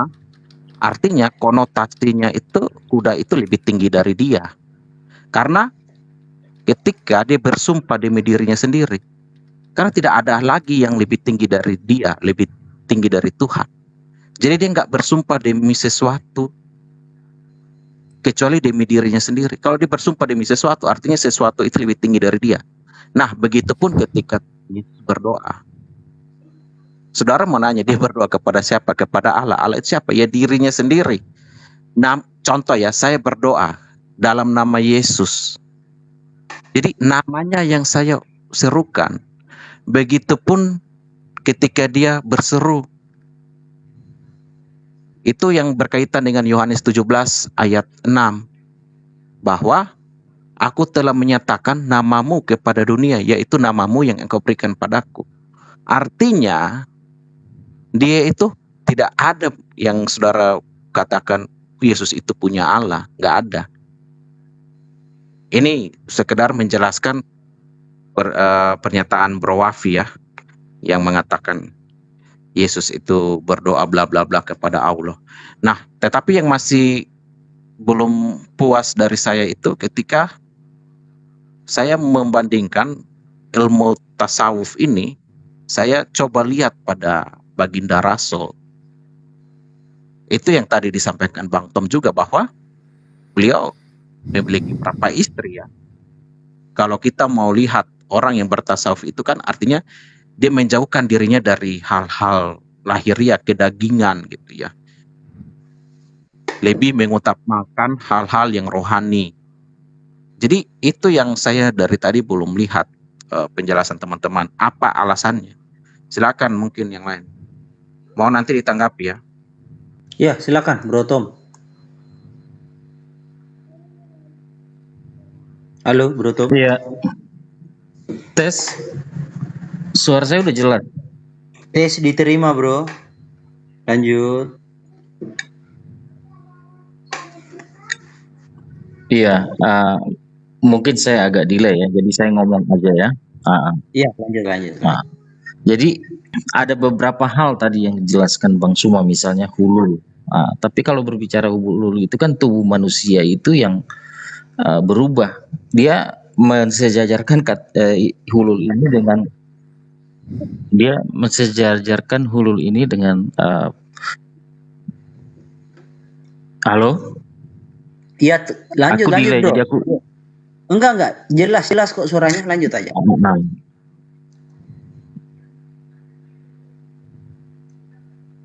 Jadi Bang Suma menjelaskan hulul itu tubuh manusia yang berubah kan, gitu ya. Jadi menyatu dengan Sang Pencipta kan begitu. Tetapi Yesaya 8 ayat 14 itu kalau kita lihat di dalam teksnya, itu sebenarnya adalah Yod-Heh-Vav itu sendiri yang datang dalam rupa manusia ya. Jadi tubuh manusianya itu berasal dari dirinya. Begini bahasa aslinya ya. Vehaya, Lemikdas, Ulai Eben, Negev, Ulesur, Nitsol, Lisne, Batre, Israel, Lepah, Ule Moges, Ole Yosef. Nah, Vehaya Lemikdas. Jadi Vehaya ini yang dia sendiri menjadi ya. Dan dia sendiri menjadi ya, V itu dan haya ini dalam bentuk Vehaya ini dalam bentuk orang ketiga ya. Menjadi haya itu menjadi ya. Menjadi itu artinya eksis. Haya ini juga bisa berarti eksis. Lemikdas. Nah, ini a sanctuary kalau dalam bahasa Inggrisnya, tempat kudus. Ya, jadi tubuhnya itu menjadi tempat persembayannya dia. Tapi tubuhnya ini berasal dari dirinya tadi sendiri, yang adalah roh, Vehaya. Jadi roh itu ya menjadikan tubuh buat dirinya sendiri. Nah, ini yang menjadi persoalan juga bagi umat Muslim atau umat-umat yang lain dalam menerima Yesus sebagai Tuhan. Kenapa? Karena terganjal pada tubuh manusianya kan. Tetapi kan jelas dalam ayat ini bahwa orang yang mempercayai Yesus itu adalah Tuhan, ya, walaupun dia melihat tubuh manusiawinya, dia selamat. Tetapi orang yang menolak Yesus itu karena hanya melihat sebatas dirinya saja, dia jatuh tersandung. Jadi kebalikan dari konsep hulul dalam tasawuf ya. Nah, hal yang kedua yang saya tanggapi, yang orang muda dibilang jangan membunuh, jangan mencuri segala macam, terus orang muda itu bilang, oh saya sudah lakukan. Nah gitu kan. Kalau begitu jual hartamu. Terus Bang Sumo menafsirkan itu bahwa orang muda ini disuruh meninggalkan keduniawian. Bukan seperti itu Bang Suma. Ketika dia sudah melakukan jangan membunuh apa segala macam, dia sudah tidak hidup menurut secara lahiriah, tidak hidup menurut keduniawian, yaitu ya memuaskan hawa nafsu kejahatan. Ya, tetapi ketika dibilang jual hartamu dan ini segala ikut aku, itu berbicara tentang hatinya yang sungguh-sungguh dia berikan untuk Tuhan. Jadi tidak perlu jadi miskin, tidak perlu jual harta, tetapi hatimu itu loh. Jangan lahiriahnya aja kamu bereskan untuk nanti minta hidup kekal. Jadi gua beri, nanti Tuhan harus beri juga sama saya, bukan seperti itu mengikut Tuhan. Nah, terus mujizat Tuhan Yesus itu tidak ada orang tasawuf manapun bisa lakukan. Air menjadi darah, membangkitkan orang mati dan sebagainya. Coba sebutkan salah satunya. Ada nggak orang tasawuf lakukan? Terus kedua, kesejajaran mujizat yang Tuhan Yesus lakukan itu, air menjadi darah, itu sejajar dengan Yotevave yang membuat air menjadi darah di perjanjian lama. Sorry, air menjadi anggur ya. Membangkitkan orang mati juga demikian. Jadi itu mujizat itu yang Tuhan Yesus lakukan, itu juga atas nama dirinya sendiri. Gitu. Dan pengikutnya membawa nama Yesus untuk melakukan mujizat. Mana ada orang tasawuf kita bisa bawa namanya untuk melakukan mujizat? Tidak ada. Coba sebut satu orang tasawuf. Kalau memang Nabi Muhammad misalnya dia tasawuf, kita bisa nggak bikin mujizat dengan bawa Nabi Muhammad namanya? Enggak ada ceritanya itu. Makanya pertanyaan saya tadi, Muhammad itu bertasawuf apa tidak? Nah, yang dikatakan Bro Yafi, Yesus ahli tasawuf. Kalau hanya sebatas itu terus memframing Yesus ahli tasawuf, Yesus itu Tuhan, dia nggak perlu tasawuf. Itu Tuhan sendiri. Iblis itu juga bertasawuf dong. Ketika dia disuruh nyembah manusia, dia tidak mau. Dia bertauhid banget. Dia betul-betul memberikan hidupnya sama Allah Subhanahu wa taala dengan bertauhid, dia tidak mau sujud kepada manusia. Begitu loh. Dan gini, ketika dia meminta sama Allah, jangan hukum saya sekarang, kasih saya waktu, Allah mengikuti dia. Berarti ini orang tasawuf yang didengarkan Allah. Si iblis ini, kalau kita pakai parameter yang seperti Bro Wafi tampilkan tadi. Nah, itu pertanyaan tadi. Muhammad tidak bertasawuf, rupanya tidak ada jawaban yang clear ya dari kawan-kawannya. Kedua, mana ada orang tasawuf kita bisa bawa namanya untuk menyembuhkan orang sakit, mengusir setan dan sebagainya. Coba sebutkan kalau memang ada. Tapi nama Yesus itu kita pakai untuk menyembuhkan, mengusir setan dan sebagainya. Itu ya buktinya bahwa Yesus itu Tuhan. Oke, lanjut. Oh, saya sedikit ya kawan-kawan. Jadi tentang tasawuf ya, saya agak geli juga kalau hanya diam, Bro.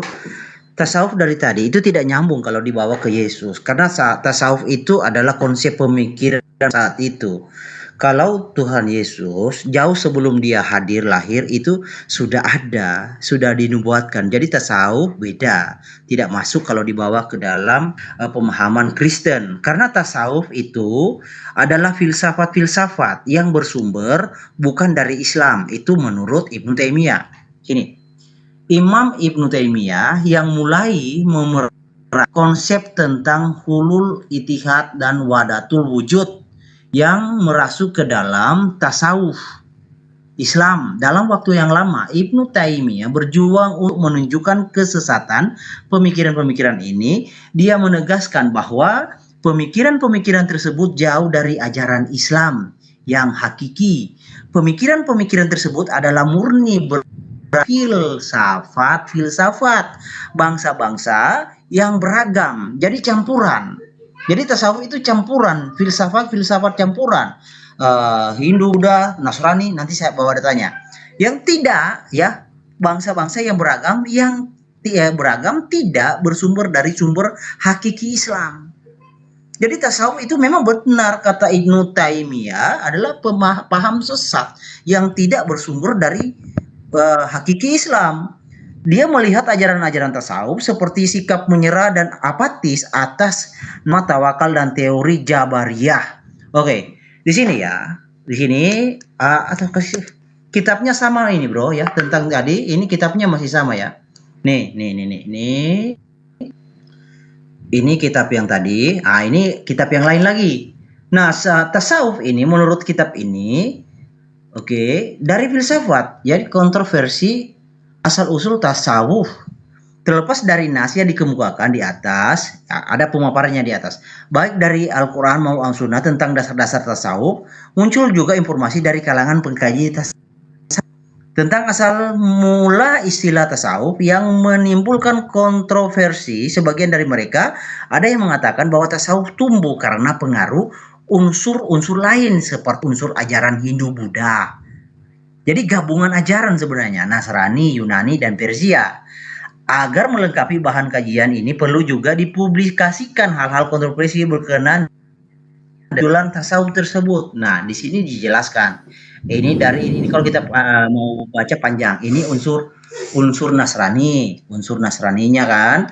Lalu di bawahnya ada unsur mana? Unsur Hindu-Budanya di tasawuf. Ya, ada beberapa ajaran tasawuf yang dikaitkan memiliki persamaan dengan ajaran Hindu-Buddha. Oke, lanjut. Gabungan filsafat gabungan bangsa-bangsa, unsur Yunani, itu tasawuf. Jadi sangat jauh, bro, tidak sinkron kalau dibawa ke paham Yesus, karena paham Yesus itu nubuatan jauh sebelum ada tasawuf ini. Unsur Persia kan. Ini unsur Persia nih. Dijelaskan ada hubungannya dengan tasawuf. Kita nggak ada waktu ya mau baca kitabnya ini, bro. Sampulnya ini. Nih. Oleh Dr. Zulkifli Abbas bukan Abbas kote. Dr. Haji Jamaluddin M. Osya. Nih, akhlak tasawuf.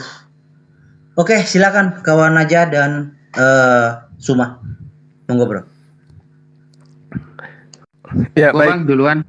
Oke, baik. Makasih. Jadi gini, teman-teman. Ketika berbicara mengenai tasawuf, ya, lalu kemudian ditanyakan apakah Rasulullah Muhammad SAW itu bertasawuf. Perlu dipahami bahwasanya untuk bertasawuf itu harus diawali dengan syariat. Kalau ada orang yang mengaku bertasawuf, meninggalkan syariat, meninggalkan hakikat, ya, meninggalkan tarekat yang diajarkan, maka inilah yang kemudian dikatakan sesat. Tapi kalau dia bersyariat, wujud ketaatan kepada agama Allah atau agama Islam dengan melaksanakan perintah, menjauhi larangan, yaitu adalah tasawuf yang benar. Itu adalah tasawuf yang benar. Ketika orang itu mengawali daripada pendekatannya kepada Allah, kepada Tuhan, dengan cara melaksanakan syariat. Itu dipahami dulu. Lalu kemudian ketika orang bersyariat, maka dia tentu memiliki jalan. Apa jalan itu? Kaidah, metode yang digunakan di dalam mendekatkan diri kepada Allah. Metode atau tarekat atau jalan ini harus berkesesuaian dengan syariat. Nggak boleh sholatnya 3 kali sehari atau tidak pernah sholat, lantas kemudian mengatakan aku sudah bersatu dengan Tuhan. Nah, apakah Rasulullah Muhammad SAW itu bertasawuf? Yes, karena dia bersyariat. Tasawufnya tasawuf yang benar, bukan tasawuf yang bid'ah, yang disesatkan. Ada orang yang disesatkan karena dia menganggap dirinya itu memahami apa sudah ada pada pasal al-hulul. Ya, itu keliru, itu sesat, itu yang kayak begitu tuh. Saya berani mengatakan, bagaimana kemudian orang-orang yang berdiam diri, ya, tidak lagi melakukan hal-hal yang sifatnya duniawi, itu nggak boleh dalam Islam. Perintahnya, ya, dikatakan bahwasanya kejar, laksanakan, penuhi kebutuhan duniamu seakan-akan engkau hidup terus-menerus, dan kejar akhiratmu seakan-akan engkau mati esok. Jadi kalau dikatakan berdiam diri, hanya ada tinggal berzikir terus sepanjang zaman, itu nggak boleh dalam Islam. Nggak boleh. Makanya saya katakan kalau ada orang bertasawuf tidak menjalankan syariat, itu sesat. Karena tangga tasawuf itu adalah harus bersyariat. Sedangkan al-hulul itu adalah konsep di mana Tuhan datang mengambil tubuh manusia. Ini konsep itu yang dipahami oleh orang-orang yang memahami al-hulul ini. Jadi mereka menganggap bahwasanya Tuhan mengambil tempat dalam dirinya. Tuhan mengambil tempat dalam tubuh manusia tertentu, yaitu manusia yang telah dapat melenyapkan sifat-sifat kemanusiaannya melalui fana. Ini keliru kalau dianggap Tuhan itu datang mengambil tubuh atau jasad manusia. Nah, makanya saya katakan tadi, ada orang yang memandang hulul itu adalah sebuah jalan yang benar. Pandangan mana itu? Pandangan ketika teman-teman mengatakan manusia, anak Maria itu adalah Tuhan itu sendiri. Itu hulul namanya. Nah, lalu kemudian apakah Yesus itu bertasawuf dalam kaidah yang sesungguhnya? Ya, betul. Kenapa dia bertasawuf dengan sesungguhnya? Kita bisa melihat gini, di dalam kehidupannya Yesus itu sendiri, mulai dari kecil dia itu sudah mencerminkan orang-orang yang ada indikasi bahwa dia itu memang suhud. Di dalam Imamat 12 nomor 8 atau di Imamat 12 nomor 6, perintah untuk berakikah, mentahirkan anak bayi yang baru lahir dengan seekor domba. Itu.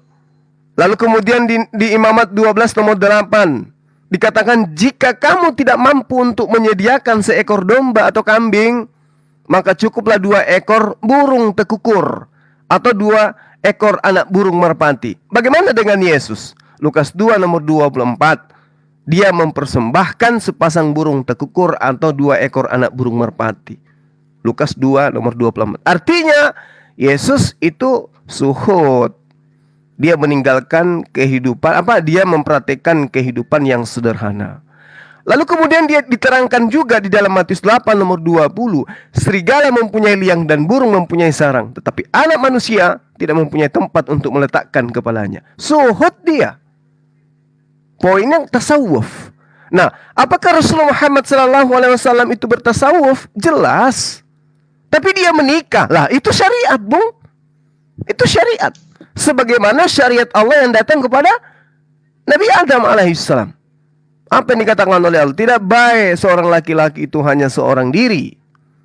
Maka kemudian Allah menciptakan pasangan untuk dirinya. Al-Quran mengatakan dalam surah Ar-Rum ayat 21, A'udzubillahi minasyaitonirrajim, wa min ayatihi an khalaqalakum min anfusikum azwaja litaskunu ilaiha wa ja'ala bainakum mawaddatan wa rahmah.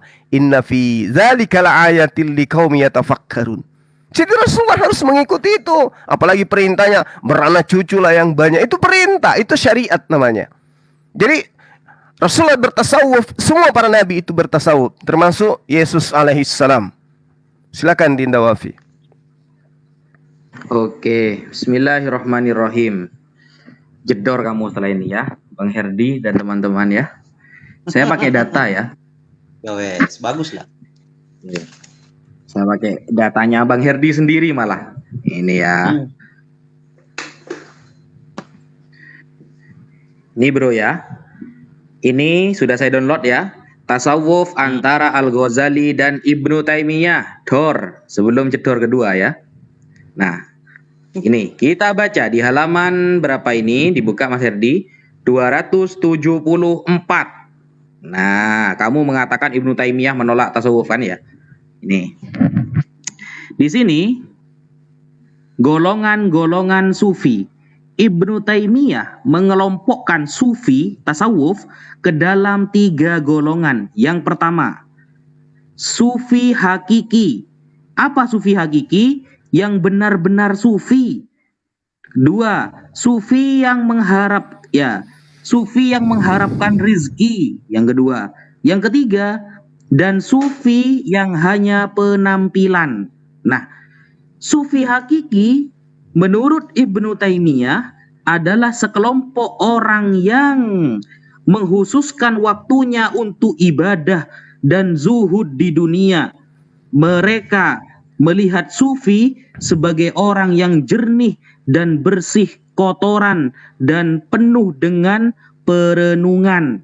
Di mata mereka, emas dan batu adalah sama-sama tidak berharga. Dunia sudah ada di dalam hatinya.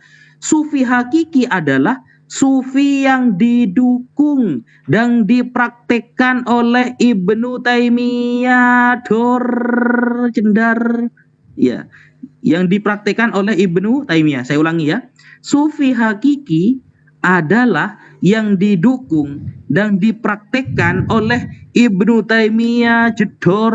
Makanya kalau baca referensi coba separuh guys. Nah wes, yang kedua, apakah Rasulullah itu kalau menikah berarti menunjukkan syahwat? Ini kitab ya, ini kitab referensi ya, judulnya Syubuhat wa Abatil Haula Ta'addudi Zaujatir Rasul. Syubhat-syubhat dan kebatilan-kebatilan yang diarahkan tentang poligami Rasulullah Shallallahu Alaihi Wasallam yang ditulis oleh Syekh Muhammad Ali As-Sabuni. Nah, pada halaman ke-8 ya guys, ini bukan tiang atap listrik ya, ini angka 8 ya. Di angka 8 di sini dijelaskan, falau kanal murad minaz zawaj al-jari wara asyahwah awisiyar ma'al hawa au mujarradul istimta' bin nisa maka la tazawwaja fi sinni syabab. Andaikan kalau memang Rasulullah itu menikah karena syahwat, kalau memang Rasulullah menikah hanya karena hawa nafsu, dan kalau memang Rasulullah hanya ingin bersenggama dengan seorang wanita, maka niscaya dia akan menikah di waktu ya, akan poligami di waktu syabab. Apa artinya syabab? Masih muda. La fi sini suyukh, bukan malah poligami di umur yang sudah tua. Wala tazawwajil abkar asyabat, dan seharusnya kalau memang dia itu hanya dengan syahwat, seharusnya dia itu menikah dengan orang-orang yang perawan, lal aromil al musannats, bukan malah dengan janda-janda yang sudah tua.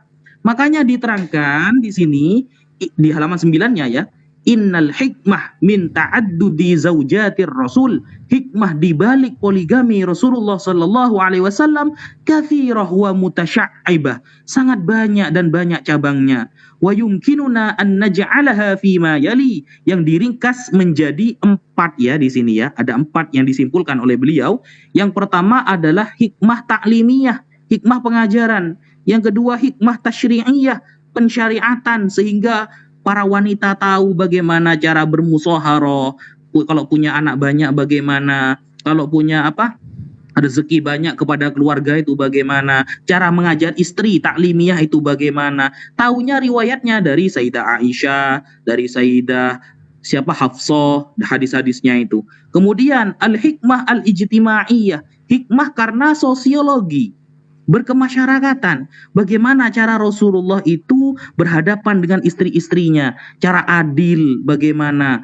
Kemudian al-hikmah as-siyasiyah, ada hikmah tentang politik, bagaimana ketika pemimpin seorang perempuan memimpin anaknya dalam mendidik agama dan lain sebagainya. Jadi ini semua sudah menjawab pertanyaan Anda dengan dalil Mas Herdi sendiri yang referensinya dibaca separuh-separuh. Jedor. Allahumma sholli ala Muhammad. Sekian. Allahumma sholli ala Muhammad. Oke. Bro Tom, Bro Daniel. Silakan, Bro. Duluan aja nggak apa-apa. Ya? Bang Herdi duluan aja nggak apa-apa. Oke. Jadi bro, tepat satu langkah, saya sudah membuktikan bahwa tasawuf itu filsafat-filsafat. Nanti bro baca juga di tasawuf itu Al-Ghazali Ibnu Taimiyah, di situ lebih jelas lagi bahwa tasawuf itu adalah ilmu-ilmu filsafat Persia, Yunani, dan tadi sudah saya bukakan. Kasih itu, coba kita lihat lagi. Nah, tetapi panjang bro waktunya, tidak memungkinkan kita baca malam ini. Bro, download aja bukunya, ini sampulnya, saya kasih lihat aja ya sampulnya ini. Akhlak tasawuf. Jadi dijelaskan tasawuf itu adalah filsafat, ya. Pemikiran orang, filsafat, ya, karena ya bisa jadi filsafat karena ini di dalam Islam itu kan ada masa Fatra, ahlul fatra, masa kekosongan kan. Bayangkan dari Ismail sampai ke Muhammad, berapa generasi, berapa puluh generasi kekosongan Nabi itu dan Rasul kan. Maka dari itu tidak heran kalau ada tasawuf, ada filsafat. karena untuk mengisi masa kekosongan itu. Jadi di dalam buku ini dikatakan bahwa tasawuf itu terinspirasi dari Nasrani, dari Persia, dari Yunani, dari Hindu Buddha dan lain-lain. Nah, kalau mau disandingkan dengan dalam hal ini Yesus itu sangat jauh, bro. Ya, ini berbicara nubuatan ini jauh sebelum Yesus hadir sudah ada teks-teks itu, buatannya udah ada. Beda dengan yang Anda pahami tasawuf ini. Muhammadnya udah ada, meninggal, lalu tasawufnya muncul. Kan tasawuf tidak pernah diajarkan dalam Quran. Ini kan pemikiran filsafat, pemikiran bebas orang, ya. Karena mungkin mereka jenuh juga setelah Muhammad kan nggak ada nabi lagi. Mereka jenuh mencari Muhammad tentang Allah seperti apa, karena kan Muhammad tidak memberikan pengetahuan yang jelas lewat Quran dan hadis, tidak ada jelasnya. Makanya banyak penafsir yang muncul. Jadilah tasawuf seperti. Jadi ini akibatnya. Jadi bro harus paham juga untuk menelusuri hal ini, lalu membandingkan dengan kitab sangat jauh, bro. Contoh ya, saya kasih contoh. Muhammad itu seorang yang mengamalkan benar-benar tasawuf. Ini di dalam hadis ya. Hadis riwayat Ahmad. Nanti kawan-kawan dia Muslim cek ya. Hadis riwayat Ahmad 21. Bahkan tasawufnya Muhammad ini kesannya seperti plagiat apa yang Yesus katakan. Nah, oke. Muhammad Ahmad 21, Bro Wafi 21121. Nomornya 21121. Ya. Nanti ya. Nih. 21.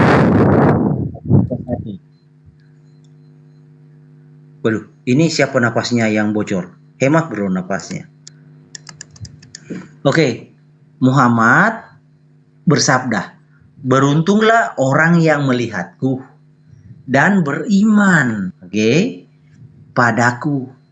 Beruntunglah orang yang beriman padaku namun tidak melihatku.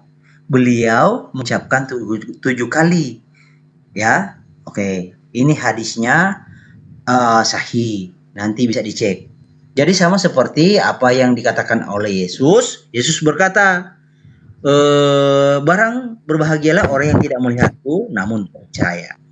Nah, tetapi apa yang dikatakan oleh Yesus itu tidak ada hubungannya dengan tasawuf. Karena tasawuf kan di dalam kitab yang tadi itu terinspirasi dari pengajaran Nasrani.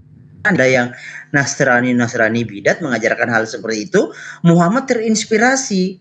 Jadi kutipan Muhammad ini ya seperti plagiat apa yang dikatakan oleh Yesus. Jadi di sini kesannya Muhammad menjamin dirinya adalah seorang Tuhan. Nah, mungkin yang tasawuf yang dibidatkan oleh Ibnu Taimiyah adalah tasawuf yang pemahamannya seperti Muhammad ini. Contoh satu lagi di dalam hadis Tirmizi, satu lagi ya. Bukan satu lagi ya, sebenarnya banyak di dalam tafsir. Bukan tafsir Sirah Nabawiyah, Muhammad menjamin seseorang selamanya. Nah, kalau kita mau gali lebih dalam lagi tentang tasawuf yang Anda pahami, ya, itu Tirmizi 3793. Oke. 3793. Nah, tapi pastinya tasawuf kan meniru bro konsep yang bukan pemikiran seseorang murni, tetapi kesannya seperti plagiat. Tadi kan sudah dikatakan filsafat Persia, Yunani, Nasrani, Hindu Buddha. Nah itu kesannya seperti plagiat bro. Sunan Tirmizi 3. Oke. Nih. Muhammad bersabda, tidak akan tersentuh oleh api neraka seorang muslim yang pernah melihatku. Oke. Silakan, Bro Tom, Bro Daniel mau tambahkan atau Bro Arjuna, monggo silakan. Ya, sedikit aja. Ya. Melanjutkan dari statement Bang Malikil bahwa itu adalah filsafat yang disadur ya dari pemikiran-pemikiran Yunani dan Kristen, saya setuju. Karena apa? Kita lihat di zaman jahiliyah itu, ya, Nabi Muhammad memerintahkan perempuan itu, ya kan, ajaran untuk menutup aurat itu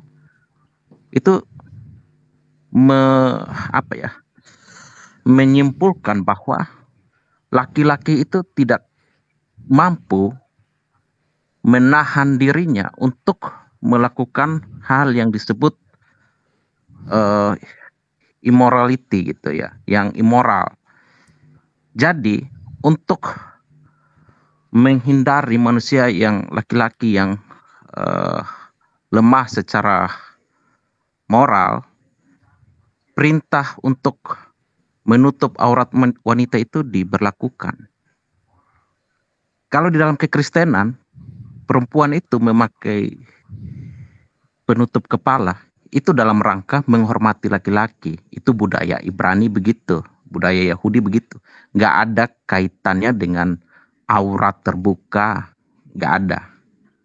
Tetapi yang anehnya, ketika di dalam ajaran Islam mengatakan bahwa harus menutup aurat, karena itu dapat memancing pria itu untuk melakukan hubungan seks gitu ya. Jadi bisa memancing seseorang melakukan dosa gara-gara auratnya terbuka. Bagi orang yang sebenarnya punya hati yang murni, dia nggak akan terganggu dengan orang perempuan yang auratnya terbuka. Karena bagi dia, you mau telanjang bagaimanapun, kalau saya memang hidup dekat dengan Tuhan, hati saya suci, apa yang you goda, saya nggak akan tergoda. Tetapi yang anehnya, ini disuruh tutup. Artinya memang secara moral, di zaman itu, memang tidak ada pengajaran seperti ini. Kalau dibilang ini di plagiat atau disadur, di copy, ya saya setuju Bang Herdi. Dan memang saya lihat filsafat itu kan baru masuk ke dalam Islam ya, setelah ini ya, abad keberapa tuh, 9 atau 89 gitu ya, dan seterusnya. Tapi di zaman Nabi itu saya rasa belum masuk pemikiran-pemikiran filosofi seperti ini. Ya itu mungkin dari saya. Silakan Bang Tom. Oke, lanjut Bro Tom. Enggak Bro. Kalau saya tambahkan sedikit ya, sorry Bro, tentang kontradiksi hawa nafsu ya, tentang tasawuf. Ini ya kawanku Naja ya, Musnad Ahmad 14010 ya. Ini tolong dicatat. Ya. Ini justru kebalikannya, Muhammad bukanlah tasawuf ya. Ya, Muhammad melihat seorang wanita, lalu Muhammad kagum dengannya, kagum dengan wanita ini. Muhammad kagum dengannya, lalu Muhammad mendatangi Zainab yang sedang memijat kulit yang disamak, maka Muhammad memenuhi hajatnya dengan Zainab dan bersabda, seorang wanita terlihat dari depan dengan gambar setan dan dari belakang dengan gambar setan. Jika salah satu dari kalian melihat seorang wanita, kemudian ia kagum dengannya, maka datangilah istrinya, karena yang demikian itu bisa menolak apa yang ada dalam jiwanya. Tertolak Muhammad dengan sistem tasawuf. Oke, lanjut Bro Tom.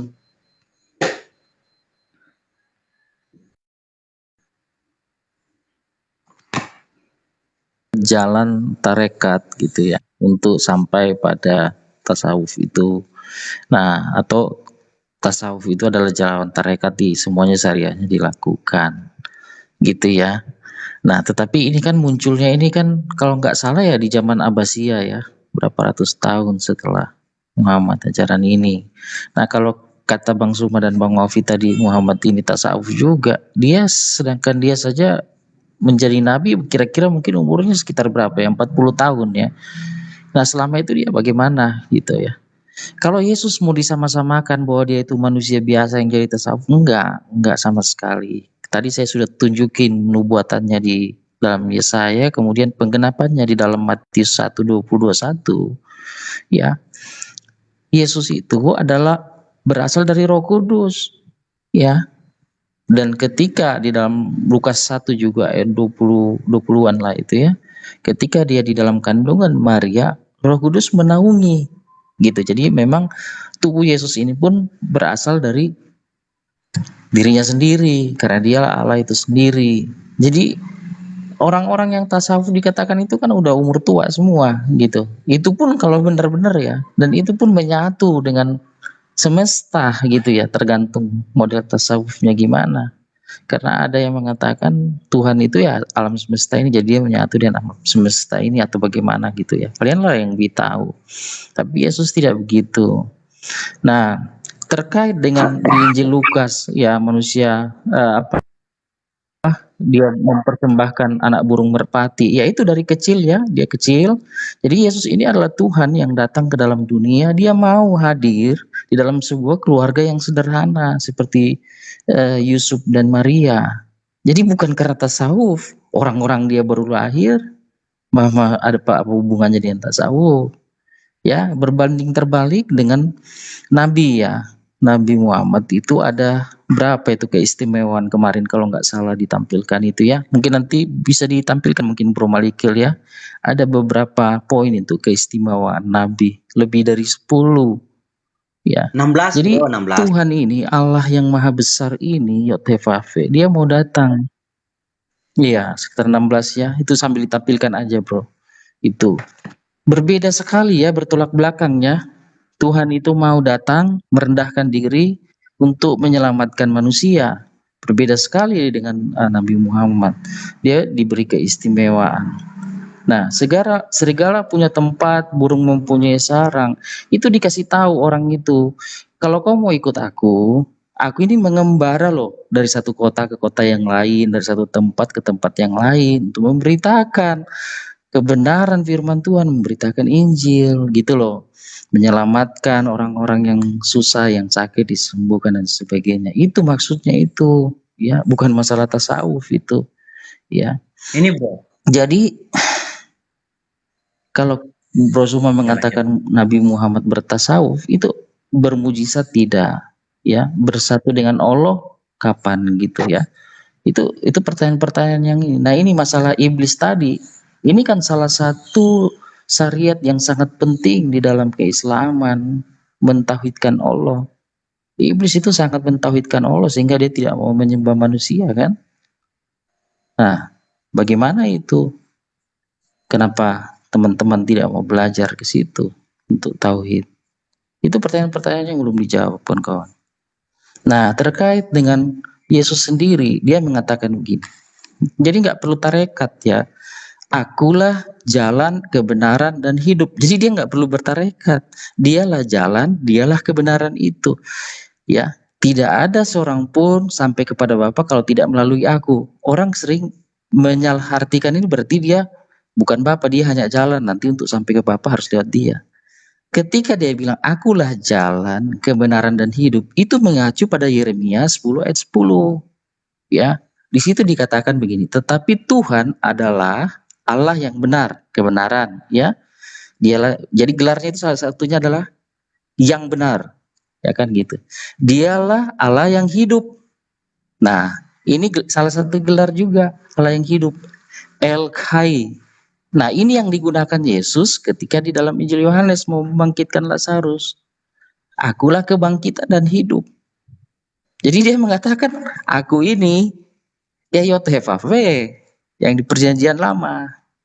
Seperti itu. Jadi memang dia adalah Tuhan itu sendiri yang datang dalam rupa manusia. Bukan manusia yang bertasawuf.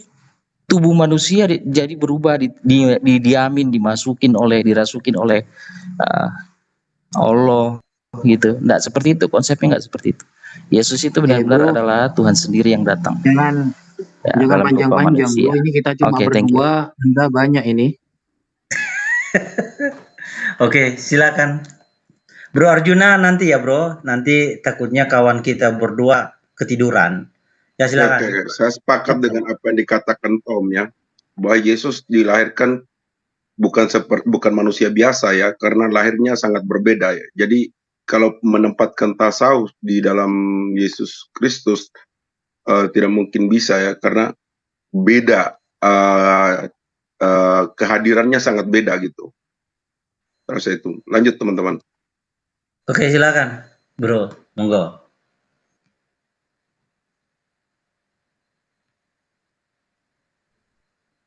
Bro, siapa tiduran. maksudnya ini, Bro? Ya, yuk berdua, silakan. Oke. Oh. Ayo Bang Gema, monggo dulu. Iya. Bang. Jadi gini, Itu Bang, iblis katanya gak mau sujud karena tauhid katanya Bang. oh bukan, itu salah itu asal ngomong aja itu tanpa ilmu. Iblis itu tidak mau sujud bukan karena tauhid. Iblis tidak mau sujud karena menganggap dirinya lebih tinggi daripada manusia. Jadi gini, saudara harus paham dulu secara terminologi tasawuf ataupun sufi, pelaku tasawuf itu belum ada secara terminologi di zaman Rasulullah Muhammad SAW. Juga belum ada pada zaman Yesus. Tapi praktek tasawuf dan perilaku sufistik orang-orang yang melaksanakan atau mempraktekkan tasawuf itu sudah ada sejak dari zaman Rasulullah, bahkan dari sejak zaman Yesus. Jadi Rasulullah Muhammad SAW itu sendiri yang mempraktekkan. Yesus alaihissalam juga mempraktekkan. Diikuti kemudian para sahabat Abu Bakar, Sayyidina Umar, Sayyidina Utsman, Ali dan seterusnya. Mereka semuanya adalah pelaku-pelaku sufistik. Mereka itu adalah penganut ilmu tasawuf. Itu harus dipahami tuh. Sama dengan ilmu tajwid. Orang sudah mempraktekkan dari zaman Rasulullah. Tapi secara terminologi itu belum ada pada zaman itu. Secara terminologi. Tapi prakteknya sudah ada. Sama seperti yang dilakukan oleh Yesus, ya. Kalau saudara mengatakan bahwa dia itu sudah dinubuatkan menjadi Tuhan rupanya ya. Dia dinubuatkan menjadi manusia. Menjadi manusia yang kemudian diberi tanda-tanda kenabian, diberi kekuatan, diberi mukjizat, diberi kemudian apa yang menjadi kemudian syariat hukum di dalam pengajarannya dia kepada Bani Israel agar mengajak Bani Israel itu menuju kepada Allah. Justru ketika Yesus mengatakan akulah jalan, akulah kebenaran, akulah hidup, itulah tasawuf. Itulah tasawufnya. Akulah jalan. Jadi orang itu harus mengikuti tangga-tangga yang Yesus dapatkan, yang Yesus ajarkan supaya orang itu bisa memperoleh hidup. Jadi orang bertasawuf itu supaya memperoleh hidup. Memperoleh hidup dalam hal ini adalah hidup di dalam surga, di dalam jannah. Itu tasawuf itu begitu. Jadi kalau saudara mengatakan Yesus itu adalah Tuhan yang adalah tubuhnya sendiri, bukan mengambil di tubuh manusia, Anda keliru di sana.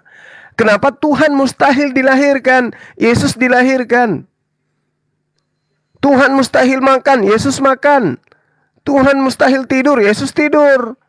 Jadi Yesus yang adalah manusia melakukan aspek-aspek tasawuf, kemudian dia mendapatkan mujizat, itu betul. Kemuliaannya, tanda-tandanya, itu semua sudah direncanakan oleh Allah. Makanya dia nabi, makanya dia rasul.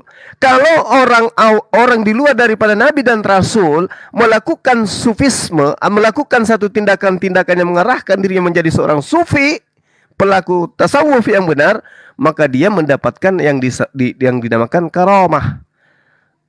Bukan mujizat lagi. Mujizat itu berlaku pada nabi, karamah bagi orang-orang di luar nabi, di luar rasul yang mendapatkan hal yang luar biasa dari Tuhan. Oleh karena kedekatannya terhadap Tuhan. Karena dia mensucikan lahir dan batinnya. Nah, jadi Yesus itu bertasawuf. Tidak bisa Anda pungkiri itu. Mau Anda katakan apapun, Yesus itu jelas dia bertasawuf. Apa bukti Yesus bertasawuf? Dia tidak berkata-kata dari dirinya sendiri. Dia tidak berbuat seenaknya dia. Kedatangannya bukan atas kehendaknya. Apa yang dikerjakan adalah perintah yang harus dia lakukan. Maka ini dikatakan oleh Yesus, makananku adalah melakukan perintah Bapa, melakukan pekerjaan yang diperintahkan oleh Bapa. Itu bahkan dikatakan di dalam Yohanes, kami menyembah apa yang kami kenal, kalian menyembah apa yang tidak kalian kenal. Lalu apa lagi? Yesus selalu pergi ke tempat-tempat sepi. Apa yang dilakukan Yesus di tempat sepi, di tempat sunyi? Itu menyendiri di sana. Apa yang dilakukan? Berdoa. Ini pekerjaan sufisme kalau di luar daripada kerangka kenabian. Jadi Yesus itu mempraktekkan ilmu tasawuf. Makanya saya katakan sesatnya ilmu tasawuf ketika terkontaminasi dengan paham al-hulul. Menganggap manusia yang bermakrifat itu bersatu dengan Tuhan, sifat kemanusiaannya itu melebur menjadi ilahi. Nah, di situ sesatnya. Maka orang yang bertasawuf modern itu ada sebagian yang di antara mereka berani mengatakan ada sesuatu yang aku lihat, Tuhan tidak lihat. Ya. Tuhan itu ada di dalam diri saya. Aku yang berkata bukan aku, yang berkata pada diriku adalah Tuhanku. Itu orang yang kemudian mengada-adakan konsep tasawuf lebih daripada apa yang disyariatkan, yang dicontohkan oleh Rasulullah Muhammad SAW. Rasulullah Muhammad SAW ketika dia membaca Al-Quran, misalnya dalam surat Taha ayat 14, Innani anallah la ilaha illa ana. Sesungguhnya aku ini adalah Allah, tidak ada Tuhan selain aku. Tetapi bukan berarti sampainya Rasulullah kepada tangka sufisme ma'rifat, dia itu adalah Allah. Tidak. Tapi dia hanya sebagai penyampai firman. Celakanya ketika ada orang yang melihat mujizat, ketika ada orang yang melihat perbuatan yang luar biasa, kemudian ada yang mendengarkan pemberitaan-pemberitaan yang sangat luar biasa, dia menganggap itu adalah Tuhan. Kelirunya itu di situ. Padahal yang mereka anggap Tuhan ini adalah hamba Allah yang taat, yang diberi kekuatan, yang diberi mujizat, yang diberikan tanda-tanda. Dan celakanya lagi, kitabnya sendiri yang mengatakan itu. Kisah Para Rasul 2 nomor 22. Wahai orang Israel, harus semua tahu, Yesus itu adalah utusan Tuhan yang dijadikan Tuhan sebagai perantara, yang diberi kekuatan, mukjizat, tanda-tanda, yang Tuhan melakukan perbuatannya melalui perantaraan Yesus. Tuhan kitabnya sendiri mengatakan itu, tetapi lucu ya, karena saking pinginnya gitu loh, memerdekakan diri dari aturan-aturan Tuhan, maka dianggap manusia tadi itu sebagai tumbal untuk kemudian membebaskan mereka dari perintah Tuhan. Padahal kalau kita melihat di dalam pernyataan Paulus itu sendiri, Ibrani 2 nomor 14, di situ sangat jelas Yesus berkorban dan dipersembahkan untuk iblis. Saya baca datanya supaya nggak dianggap fitnah. Karena anak-anak itu adalah anak-anak dari darah dan daging, maka Yesus juga menjadi sama dengan mereka dan mendapat bagian dalam keadaan mereka, supaya oleh kematiannya Yesus memusnahkan dia, yaitu iblis yang berkuasa atas maut. Berarti Yesus dipersembahkan sebagai tumbal untuk memusnahkan iblis. Berarti dia dipersembahkan kepada siapa? Kepada iblis. Untuk memusnahkan iblis, maka Yesus yang harus menjadi tumbal di sana. Tumbal bagaimana? Dia harus mati di atas tiang salib. Nah, ini data yang ada di dalam kitab saudara. Sehingga ketika Anda menggunakan perjanjian lama, terjemahan dari kitabnya agama lain, dalam hal ini Yahudi, kemudian Anda dudukkan manusia yang sufi, ya, yang intim terhadap Allah, yang mencapai makrifat. Nah, disitulah yang saya katakan bahwasanya Anda terjebak di dalam filsafat Hellenisme. Pahami itu. Silakan di Nawafi. Oke, bismillahirrahmanirrahim. Mas Herdi, setelah data yang pertama saya bantah, ternyata cuma diambil separuh-separuh. Sekarang bawa buku yang lain, bawa buku yang beda. Oke, saya bantah juga ya, buku yang kedua ya. Jangan bawa data guys ya, ketahuan bohongnya nanti. Gini, ini ya buku yang punya Mas Herdi ya, Akhlak Tasawuf, Jalan Lurus Mensucikan Diri. Salah satu penulisnya bernama Dr. Haji Jamaluddin. Nah, kalau baca referensi itu yang lengkap Mas Herdi, jangan kebiasaan lah motong-motong. Katanya di buku ini ya, tasawuf itu ngikut orang Kristen, ngikut apa namanya itu, filsafat Yunani, apalah itu. Padahal belum baca bukunya gitu loh. Coba dibaca bukunya gitu. Tadi Bro Tom mengatakan pertama, Yesus itu tidak bertasawuf, gak terima. Setelah ditampakkan buku ini teman-teman sama Herdi, Bro Tom langsung setuju kalau Yesus itu bertasawuf gitu loh. Ini kan pimplang namanya. Gini loh, makanya musyawarah dulu nanti kalau diskusi ya. Buku ini kalau kita baca kalau kita baca ya di penutupan akhir buku tersebut, ini ya, ini diterbitkan oleh Winsuska Riau ya, Kalimedia ya, percetakan Kalimedia. Yuk kita baca bareng-bareng, kita bongkar guys. Tasawuf ya adalah salah satu disiplin ilmu yang terdapat dalam ajaran Islam, bukan dari Kristen yang lain-lain. Apa isinya tasawuf dalam ajaran Islam? Yang mempelajari tata cara berperilaku yang baik dan mulia. Kita harus mendekatkan diri kepada Allah. Kalau Kristen mendekat kepada siapa? Yesus. Berarti tasawuf ini beda. Itu hanya klaim ya, ngikut-ngikut itu, entah di halaman berapa nanti ngikut Kristen itu, coba tunjukkan nanti Mas Herdi ya. Kalau tasawuf itu terinspirasi dari Kristen, coba tunjukkan nanti ya. Di sini jelas ya, suatu ilmu yang terdapat dalam ajaran Islam, salah satu pengajarannya untuk mendekatkan diri kepada Allah. Jangan bawa data, ketahuan bohongnya kalau bawa data nanti. Itu ya. Yang kedua, apa namanya itu, iblis ya. Iblis katanya tidak sujud karena tauhid katanya. Ini ajaran dari mana ini? Iblis itu tidak sujud, Bro Tom, karena dia mengatakan ana khairum minhu, khalaqtani min narin wa khalaqtahu min tin. Aku lebih baik daripada dia, Adam, ya Allah. Engkau menciptakan aku dari api dan Adam dari tanah. Aku lebih baik. Karena sombong, makanya dia dihukum oleh Allah Subhanahu wa ta'ala. Begitu. Jadi gak ada ya klaim-klaim yang mengatakan tasawuf itu niru Kristen. Kok kayak semua diaku Kristen semua kayaknya ini. Jadi kalau kita melihat Yesus ya, Yesus itu kenapa kok Yesus itu bisa dikatakan tasawuf? Contohnya di dalam Lukas 5:16. Yesus mengatakan akan tetapi di sana disebutkan akan tetapi ia mengundurkan diri ke tempat-tempat yang sunyi dan berdoa. Nah, berdoa. Yang namanya berdoa ya, orang Indonesia anak SD itu paham. Yang namanya berdoa itu masa ada orang berdoa kepada dirinya sendiri? Kan lucu. Yang namanya berdoa berarti ada yang mengabulkan doanya. Ada dua oknum di sana. Contoh juga di Lukas 6:12 yang saya sampaikan itu. Pada waktu itu pergilah Yesus ke bukit untuk berdoa. Dan semalam-malaman ia berdoa kepada siapa? Oknum kedua. Kepada Allah. Itu ayatnya ya. Nah, dua ayat ini ya adalah contoh kecil dari beberapa ayat yang lain bahwa Yesus masih butuh terhadap pertolongan Allah.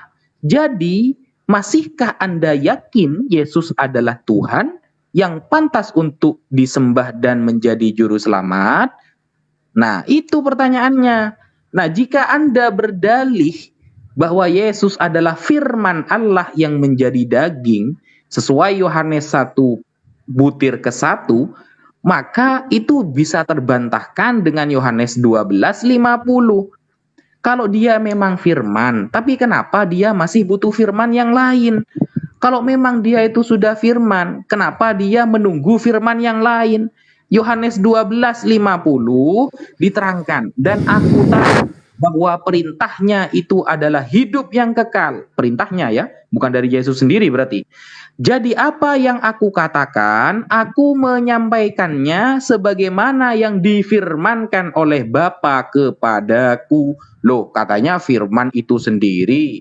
Yesus adalah firman yang hidup. Kok masih butuh firman yang lain? Di Yohanes 8:55 lebih jelas lagi. Yesus mengatakan, padahal kamu tidak mengenal dia, tetapi aku mengenal dia. Dan jika aku berkata aku tidak mengenal dia, maka kamu adalah pendusta, sama seperti kamu. Tetapi aku mengenal dia, dan aku menuruti firman-Nya. Yesus menuruti firman yang lain. Katanya sudah firman itu sendiri. Gimana sih? Jadi, yang namanya utusan, Yesus itu apostolos. seorang utusan sebagaimana di Ibrani 3. Yang namanya utusan itu yang menyampaikan firman Allah, bukan firman hidup itu. Itu sedang menyampaikan firman Allah. Yohanes 3:3-4 disebutkan, sebab siapa yang diutus Allah, dialah yang menyampaikan firman Allah. Yesus apakah utusan? Utusan. Ibrani 3 mengatakan Yesus itu apostolos. Sama jabatannya seperti Paulus, yaitu utusan. Karena Allah mengaruniakan rohnya dengan tidak terbatas. Utusan-utusan Allah itu sudah dapat roh semua. Maksudnya dapat pertolongan dari Allah untuk menyampaikan firman Allah. Sekian. Oke. Oke. Oh, sudah malam, Bro. Sudah malam. Bang, saya mau pamit juga, Bang ya. Oh, oke. Iya. Saya sedikit mau menanggapi yang Bentar, Sekali lagi deh, Waf. saya tanggapi dulu. Saya tanggapi oke, tentang Iya, Siapa? sekali lagi kita nanti, soalnya di sini juga udah jam 2. Oke. Ya. Jadi ya, tasawuf itu bersumber dari filsafat Yunani, ya. Tasawuf, ajaran tasawuf, filsafat Yang dari Yunani Kristen, Bang. Yang dari Kristen, Iya, tunjukkan, Bro. Iya. Nah, dengan masa Plato, jadi ada hubungannya dengan Plato tasawuf maupun pengikut Plato kontemporer. Oke. Jadi tasawuf itu ada hubungannya. Nanti saya baca juga ya. Ini tasawuf bersumber dari Keresten. Coba dibaca, Bro. Gimana itu, Bro? Tasawuf bersumber dari Keresten. Lanjut. Dibaca, Bro. udah Kan ya? dibaca judulnya aja. Potong-potong aja kamu. Bukan. Nanti Bro baca di buku ini yang Al-Ghazali halaman 23. Bro baca aja. Maksudnya menghemat waktu, Bro. Nah, karena ada yang mau saya tunjukin juga di 16. Bentar ini. Tasawuf mereka, ya mazhab tasawuf mereka, realitas yang mewarnai tasawuf abad ke-6, ke-7, inilah yang barangkali yang membuat sebagian peneliti berkesimpulan bahwa tasawuf Islam, jadi tasawuf itu bukan pandangan Islam. Ketika sudah terbentuk dijadikan pandangan Islam kayak gitu, Bro. Timelinenya, prosesnya kayak gitu. Jadi pemikirannya dibuat dulu, lalu diadopsi jadi pengajaran Islam. Nah, tasawuf terpengaruh oleh filsafat India 1, Persia 2, dan Yunani. Oke, udah? Silakan yang lain. Buku yang sama ya, mungkin Bro. saya mau menanggapi. Itu dibaca separuh sama kamu itu, Bro. Wah. Ya nanti Mungkin mau menanggapi sedikit dulu. Diskusi itu jangan motong-motong. Kalau ada referensi itu baca secara menyeluruh. Ya, menyeluruh bacanya. Sama, Jangan Bro, dipotong-potong kalau baca gitu. semua, Itu pembodohan namanya itu. Padahal di sini jelas ya dikatakan ini. Iya, di sini jelas dikatakan gini loh. Kelompok lain ya, ini gak ketemu siapa maksudnya kelompok lain, berpandangan. Pandangan kelompok lain itu bahwa tasawuf erat kaitannya dengan agama Kristen karena sejak lama umat Islam dan Kristen telah berinteraksi baik di Hirah, Damaskus, dan Najran. Interaksi ini membuat sebagian umat Islam terpengaruh oleh perilaku para pendeta. Nah, ini pendapat kelompok lain yang kelompok lainnya nggak disebutkan di sini. Jadi ini adalah asumsi. Namanya ini asumsi, kemudian ditulis ada yang berpendapat seperti itu, gitu, Bro, cara bacanya. Bukan langsung diklaim ini dari Kristen. Enggak. Itu di bawah, Bro. Silakan, Bro. Nanti panjang waktunya. Nantilah kapan-kapan. Ada petunjuknya itu di bawah. Lanjut, Bro Arjuna, Bro Tom, Bro Daniel, supaya kita sedikit mau menanggapi. Saya sedikit mau menanggapi. Oh ya, silakan. Tanggapi tentang kekristenan, nggak usah tanggapi panjang, Bro. Iya. Ya, Saya mau menanggapi tentang tumbal menumbal tadi ya, yang dibawakan oleh Bro Suma ya. Jadi memang kita perlu sadari bahwa kita itu berbeda. Pertama soal penciptaannya. di mana itu bahwa penciptaan di dalam keislaman itu di surga, sementara penciptaan kekristenan dan Yahudi itu di dunia ya. Itu hal yang pertama. Yang kedua, ketika Tuhan menciptakan Adam dan Hawa itu langsung dengan tangannya sendiri, artinya berhadapan, artinya dekat. Ketika ada asumsi mengatakan bahwa Tuhan itu bila dekat hancur, gitu kan? Itu bukan Tuhan, tetapi Bapa, sumber. Jadi sumber itulah yang kalau misalnya sumber itu turun ke dunia, itu dunia akan hancur, tidak cukup. Dan sumber itu tidak bisa dilihat dan tidak bisa didengar suaranya. Itu jelas di dalam Alkitab ya. Maka sumber itu yang bisa melihat dan bisa mendengar itu adalah Tuhan. Sedangkan Bapa itu memang tidak bisa dilihat dan tidak bisa didengar. Karena itu Bapa masuk ke dalam Tuhan itu sendiri. Karena Tuhan itu yang bisa dilihat dan yang bisa disembah itu adalah Tuhan. Yang bisa didengar itu adalah Tuhan. Gitu. Kalau yang tidak bisa didengar dan tidak bisa dilihat tentu bukan Tuhan. Karena dikatakan di sana bukan juga Tuhan yang tidak bisa dilihat dan tidak bisa didengar, tetapi Bapa itu sendiri, sang sumber itu sendiri yang tidak bisa dilihat dan tidak bisa didengar suaranya, bukan Tuhan. Jadi Tuhan di sini, Tuhan atau Adonai yang asal katanya dari Adon, itulah yang bisa dilihat dan bisa didengar suaranya. Itu yang pemahaman yang memang cukup berbeda dengan teman-teman Islam ya, jadi tidak bisa disamakan. Lalu mengenai bagaimana sampai kejatuhan manusia ketika melanggar perintah Tuhan tadi, untuk memulihkan kembali kekuasaan iblis tadi, darah yang kotor tadi harus dipulihkan. Sebab Tuhan yang datang bertemu Adam, berjalan di Taman Eden, memanggil-manggil Adam, bahkan bertemu Abraham, bersama-sama dengan Abraham, lalu bahkan memberikan 2 loh batu di hadapan Musa dengan tangannya sendiri. Tuhan itu memang Tuhan yang datang memanifestasi atau mewujudkan diri dalam diri manusia itu tidak bisa dibunuh. Karena perjanjian ketika Adam di Kejadian 3.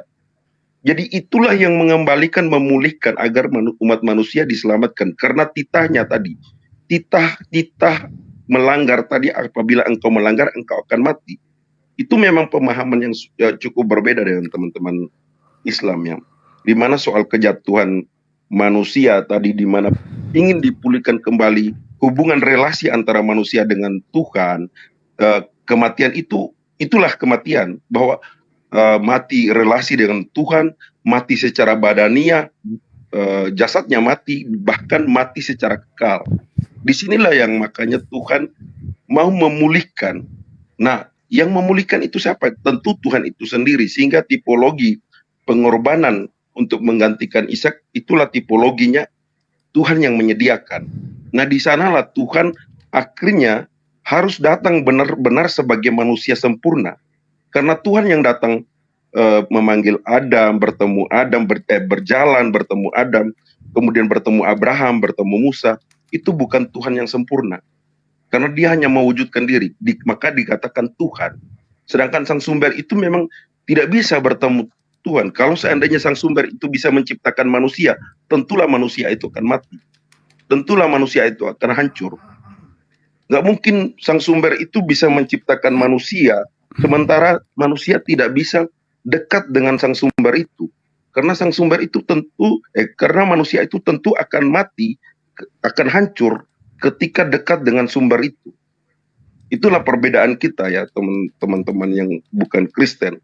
Maka itulah hal yang mengakibatkan ketika janji itu ditepati, sehingga dia datang dalam perwujudan sebagai manusia sempurna dalam diri Yesus, agar tubuh yang tadi tidak bisa dibunuh, harus dibunuh agar darahnya tercurahkan untuk memulihkan kembali tadi.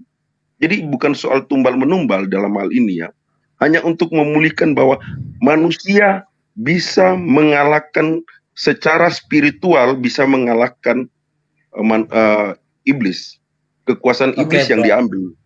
Itu bedanya gitu. Makanya Tuhan Yesus ketika dia mati, dia masuk ke dunia orang mati, jelas di dalam Alkitab. Gitu. Dia masuk ke dunia orang mati, dan orang-orang kudus yang sebelumnya telah meninggal bangkit bersama Yesus.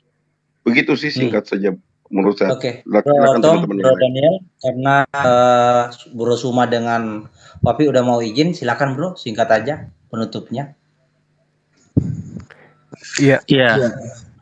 Aku ini juga memang udah terakhir, udah tinggal 5% ini saya punya Oh siap. baterai.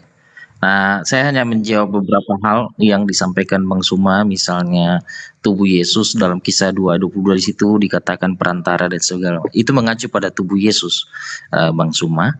Nah, terus itu tidak ada berbicara tumbal di situ ya. Artinya memang di dalam Kejadian 1 itu Kejadian 3 itu peristiwa kematian itu manusia karena dosa itu ditutupi dengan korban binatang. Namun kemudian itu akan digenapi karena Tuhan sudah menubuatkan bahwa aku akan mengadakan permusuhan. Jadi Tuhan yang mengadakan permusuhan jadi itu permusuhan antara manusia dengan Allah dengan iblis akan diambil alih oleh Tuhan dengan hadirnya dia ke dalam dunia melalui kelahiran melalui seorang wanita ya, wanita perawan ya, yang artinya memang Allah hadir sendiri di situ dalam rupa manusia dan lahir ya.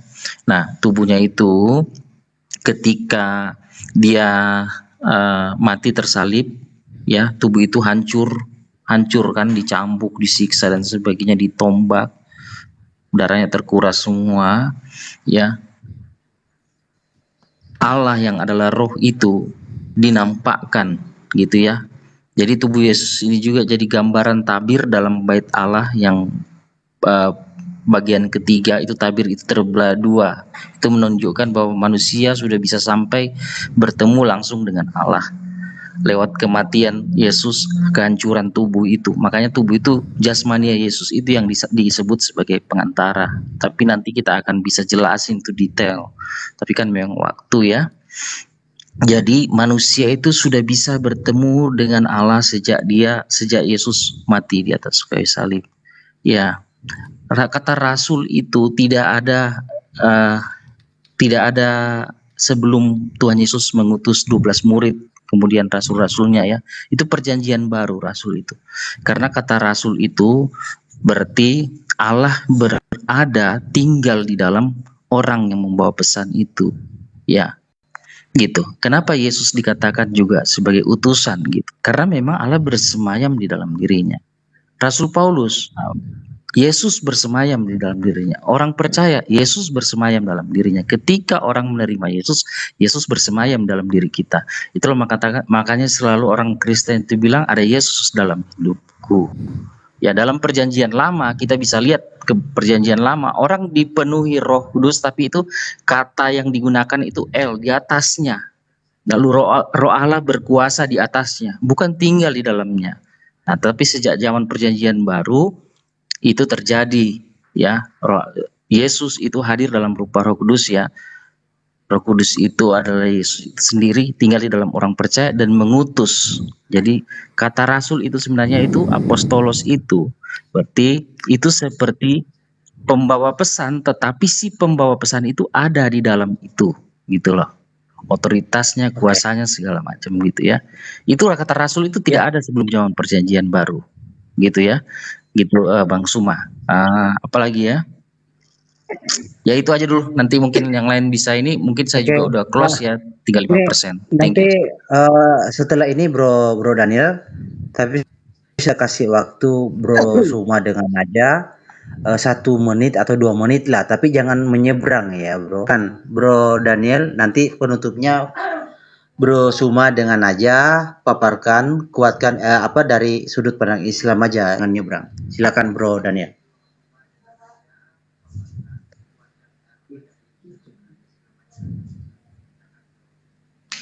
Halo Bro Daniel, monggo Bro. Bro Daniel. Ya monggo, silakan Bro. Ya, monggo. Jangan nyebrang Bro. Tegaskan dari Alkitab aja, silakan. Oke. Ibrani 6, saya baca ya.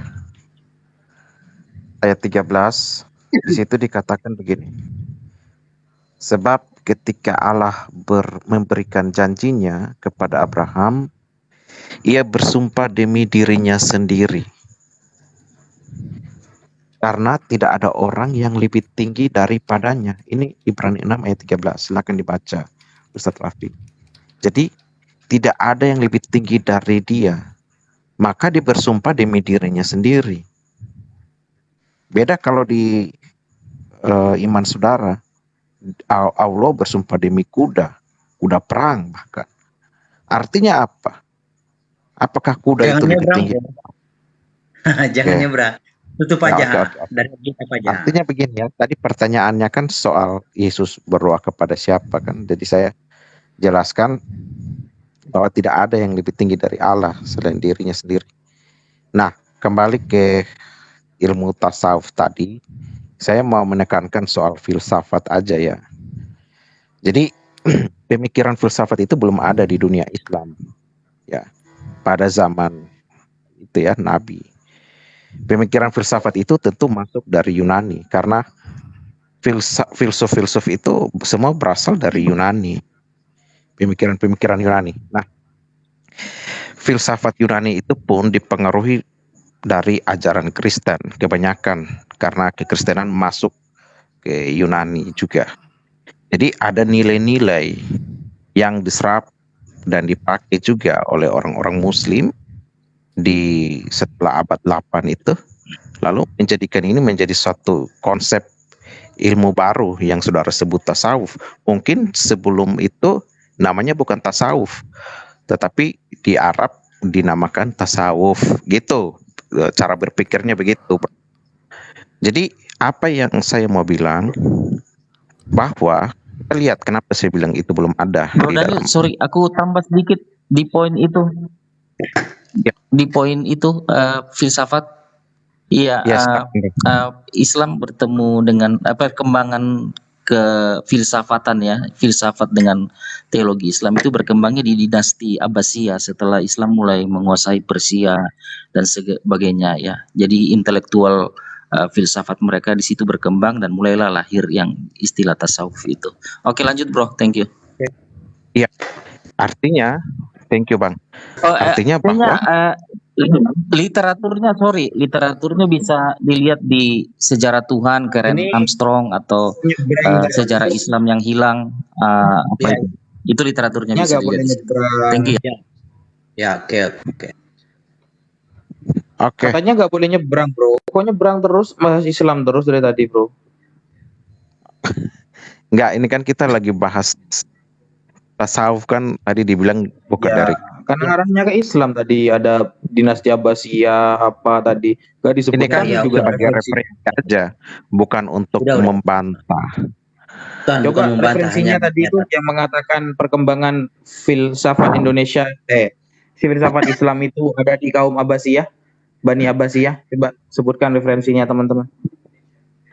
Nah itu tadi mencari sudah jejak disebut Tuhan. Mencari jejak Tuhan, bro. mencari Bisa jejak Tuhan. dicek di Bisa Sejarah open Islam camp. yang hilang, Bisa open camp. Neil atau Armstrong. di Karen Armstrong. Ada banyak itu literaturnya bro. Perkembangan filsafat Islam itu berkembangnya di situ. Saya butuh Iya. referensinya, bro. Nanti kan bisa kita baca. Iya, itu udah Loh, saya tadi sudah sebutin disebut bukunya ya. referensinya. Bisa open camp, bro. Ditunjukkan, bro. Enggak, Anda tinggal cari aja, searching coba. Tunggu ya. Jejak Tuhan. Gini Itu- aja, bro. ini aja, saya nggak bisa. Gini, Karena bro. Ini ya, Tadi kan penulisnya Firas kesepakatannya, Al-Khatib. Tadi Firas kesepakatannya Al-Khatib. itu udah boleh nyebrang. Ternyata masih nyebrang aja. Makanya ketika sudah nyebrang menarasikan, saya minta referensi di sana. nanti jadi panjang lagi, bro. Enggak Besok aja nyebrang kita ini bahas. kan kita bahas. Kita kan hanya bahas. Nyebrang itu maksudnya Kita kan Anda hanya harus bahas menguatkan istilah. Anda Saya kan sendiri, nggak gitu. nyebrang. Hanya Apa istilah nggak nyebrang? tasawuf Jadi itu. Berarti Perkembangan dilewatin, filsafat saya rasa dalam dilewatin Islam, Hanya aja, istilah Bro. tasawuf Abbasiyah itu itu. kan nyebrang itu Anda. Ustadz Naja ini kayak Iya, anak-anak. ini nggak nyebrang, hanya saya bilang Loh, istilah tasawuf kok kayak itu mulai anak-anak sih? berkembang di zaman Gini, Abbasiyah. orang Aturan dari Kalau Bro teologinya Herdi, dari zaman Bro Nabi Herdi loh. itu terserah kawan-kawan. Aturan ini orang nggak boleh lagi ngomong nyebrang itu dari Bro referensi Herdi Gitu. barusan. ini lagi ngomong referensi, bukan lagi obok-obok imanmu gitu. Loh, Nah, nyebrang Iya. aja maksudnya Jadi gini, Bro. Jadi Kamu gini, tuh udah gini usah bahas Bro Islam Wafi, lagi, gitu loh. gini Orang lagi ngomong bukan. Kita kan referensi. tadi bicara istilah menggunakan istilah tasawuf kan. Iya, Nah, tapi kalau seharusnya saya Anda baca menguatkan referensi apa yang ada di dalam istilah-istilah itu mulai Nggak muncul usah itu menarasikan Udah kita zaman lanjut, jangan Abbasiyah kapri ya. itu mulai berkembang filsafat Islam, nggak usah begitu. itu kan tidak ada kita komentari. Kita nggak komentari Apa? ke Itu ininya, Bro. berkomentar Anda itu. Kita kan hanya bilang Loh, itu berkomentar bermasalah itu. perkembangannya, iya kan, berhubungan dengan Itu bermasalah itu loh. Itu frame salah itu. gimana Makanya saya sih? minta referensi. Ya sudah, Ayo, kalau kalau kamu Anda nggak tahu gimana? diskusi nggak usah. Kalau kamu nggak punya ilmu, Saya udah kasih diam. tahu. Makanya kita Al-Khatib. harus Saya minta referensi malah gini. nyerang personal. Kamu Gimana sih? Gini, kamu catat, angkat Kekuatan pulpen, Anda catat hanya nyerang nama, personal. Dah ya, kekuatan Anda itu hanya nyerang Gini. personal. Dah. catat nama bukunya. Ya, Mencari jejak Tuhan. udah Bro Daniel, lanjut aja Bro. Ayo, nama bukunya apa? Nanti besok kita bahas itu, diingat aja besok. Yuk, nama bukunya Oke, apa? lanjut. Ya kita bahas lagi besok aja, Bro. Tadi saya udah Saya catat sebutin nama kok bukunya. Saya itunya. catat besok kan Saya enak. Langsung mungkin sedikit aja, Malikil, Bang Malikil Ya. sedikit aja. Bentar, Tadi nama buku. putusannya. Ayo, nama bukunya Enggak, apa dikit tadi aja. itu? Bentar, Yang Bro mengatakan Arjuna, tadi. bentar. Bro Arjuna, Mungkin bentar. mengenai Bro, utusan nih. Di dalam Keluaran 3 ya. Di dalam Bentar, Keluaran bentar. 3 ayat Tunggu dulu. 14 sampai 15. Saya minta referensi barusan yang mengatakan Iya, Bro barusan. Arjuna, tenang. Oke, Bro Tom, nama kitabnya apa, Bro? Nama bukunya apa, Bro? Ya. Nama kitabnya, bukan nama kitab, ini buku Buku, catatan, ya. buku tulisan ya, buku Ya, sejarah ya. Islam yang hilang, ya, menelusuri kembali kejayaan Muslim pada masa lalu. Jadi tidak ada yang negatif di sini ya Pak ya. Penulisnya Firas Al-Khatib, ya. Siapa? Nah, itu juga Firas? apa yang saya narasikan tadi itu perkembangan teologi itu secara Firas Al-Khatib. Nah, itu di zaman Abbasiyah. Nah, salah satunya juga buku yang menyebutkan hal yang sama, perkembangan teologi Islam ya. Itu berkembangnya di zaman Abbasiyah karena di situ dalam situasi yang lebih aman dan tidak terlalu banyak perang. Nah, itu juga ditulis oleh Karen Armstrong dalam Sejarah Tuhan. Paham ya Pak ya? Tunggu dulu. Masih banyak sih Anda kalau menarasikan literatur hal-hal yang dalam lain, Islam, tapi yang bisa saya buka cuma itu. Oke. Saya mungkin sedikit aja terkait Itu salah nggak? Tidak ada yang negatif di situ loh, Bro. Orang ngomong Bro, sumber kok. Ada kritik nggak ke situ? Nggak ada kan saya berikan kritik? Ada, Bro. Apa? Orang ini Kritik nggak ada tahu. loh, Bro. Ayo, Kritiknya seperti apa mau diteruskan diskusinya? Ya ayo kita teruskan. Apa kritiknya? Ini, Bro, Ya, kalau kami terserah sih. Tapi maksudnya begini. saya nggak Kamu keluar kritik aja nih. kota, kita lanjut. Tapi masalahnya saya keluar kota besok. Enggak, Nih. saya mungkin sedikit ini itu mungkin nanti Apa dilanjutkan aja. kritiknya? Saya Bro, bilang gimana? perkembangan intelektual filsafatnya itu berkembangnya di zaman itu. Lu tahu nggak beda kritik dengan pernyataan? Oke, Statement. silakan Di lanjut. halaman berapa, Bro? Ini sudah saya temukan bukunya ini. Di halaman berapa dia bilangnya? Ya bisa dibaca di halaman di sekitar 117 sampai 120-an gitu. Itu. Ini kan kita diskusi begini kan hanya diskusi santai, Bro. Nggak usah terlalu ini. Kalau memang kita mau ini besok kita tentukan topiknya ini. Loh, suruh siapa Anda menarasikan ini? Makanya saya bertanggung jawab. Iya kan? Ya udah lu baca. Lah, emang teologinya Islam berkembangnya di abad berapa? Loh, kan berkembang. gini.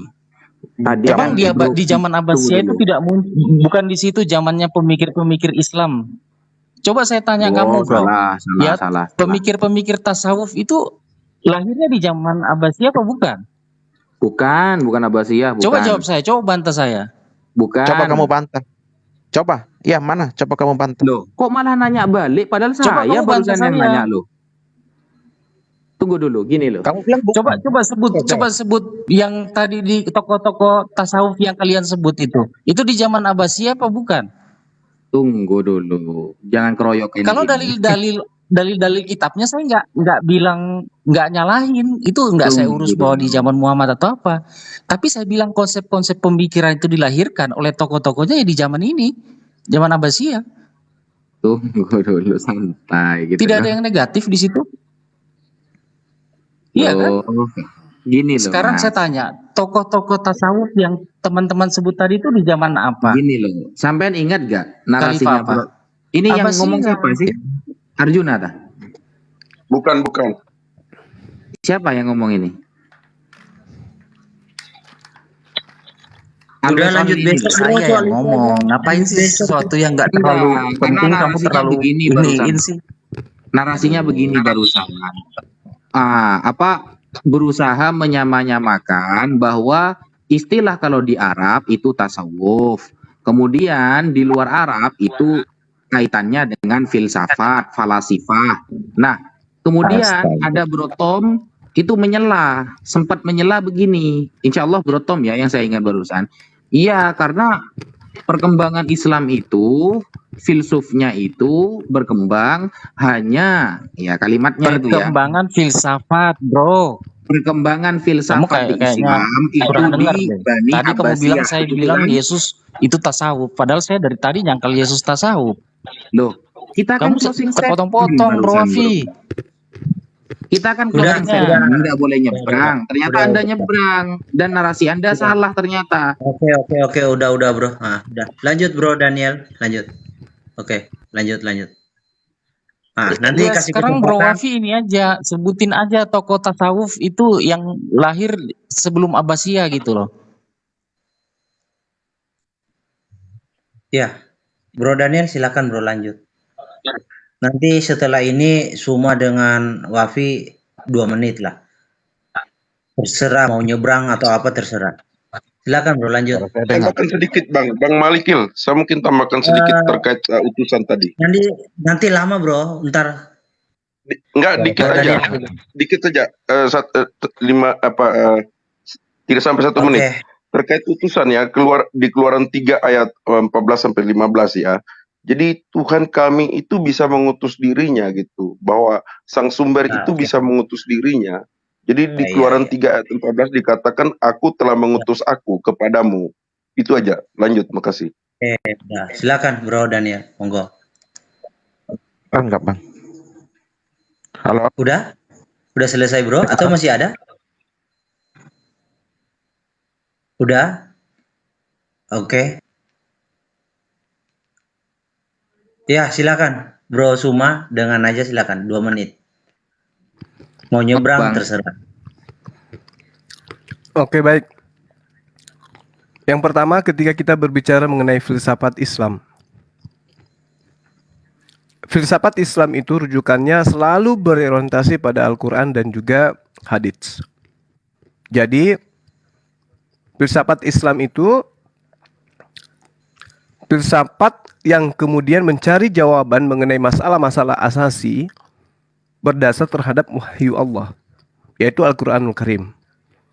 Jadi filsafat Islam sendiri jelas merupakan filsafat yang diterapkan berdasarkan hukum dan ajaran yang berlaku dalam ajaran agama Islam. Jadi dia tidak ngambil kemudian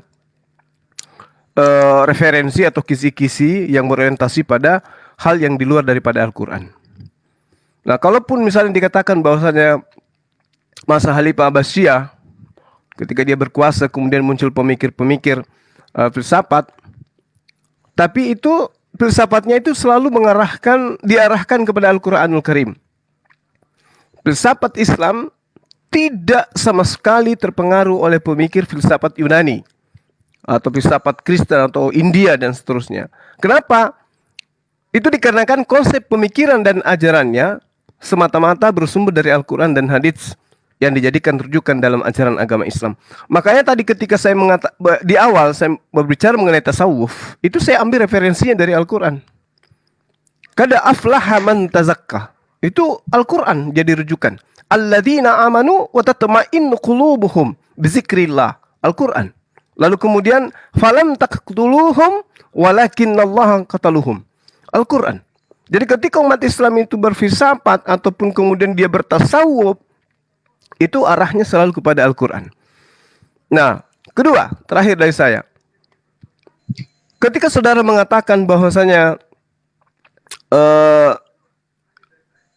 Yesus itu tidak bertasawuf. Yesus itu kemudian melakukan suatu implementasi dalam dirinya karena dia sudah dinubuatkan. Saya mengatakan kepada saudara bahwa kitab yang Anda imani sendiri, yaitu kitab yang ada di dalam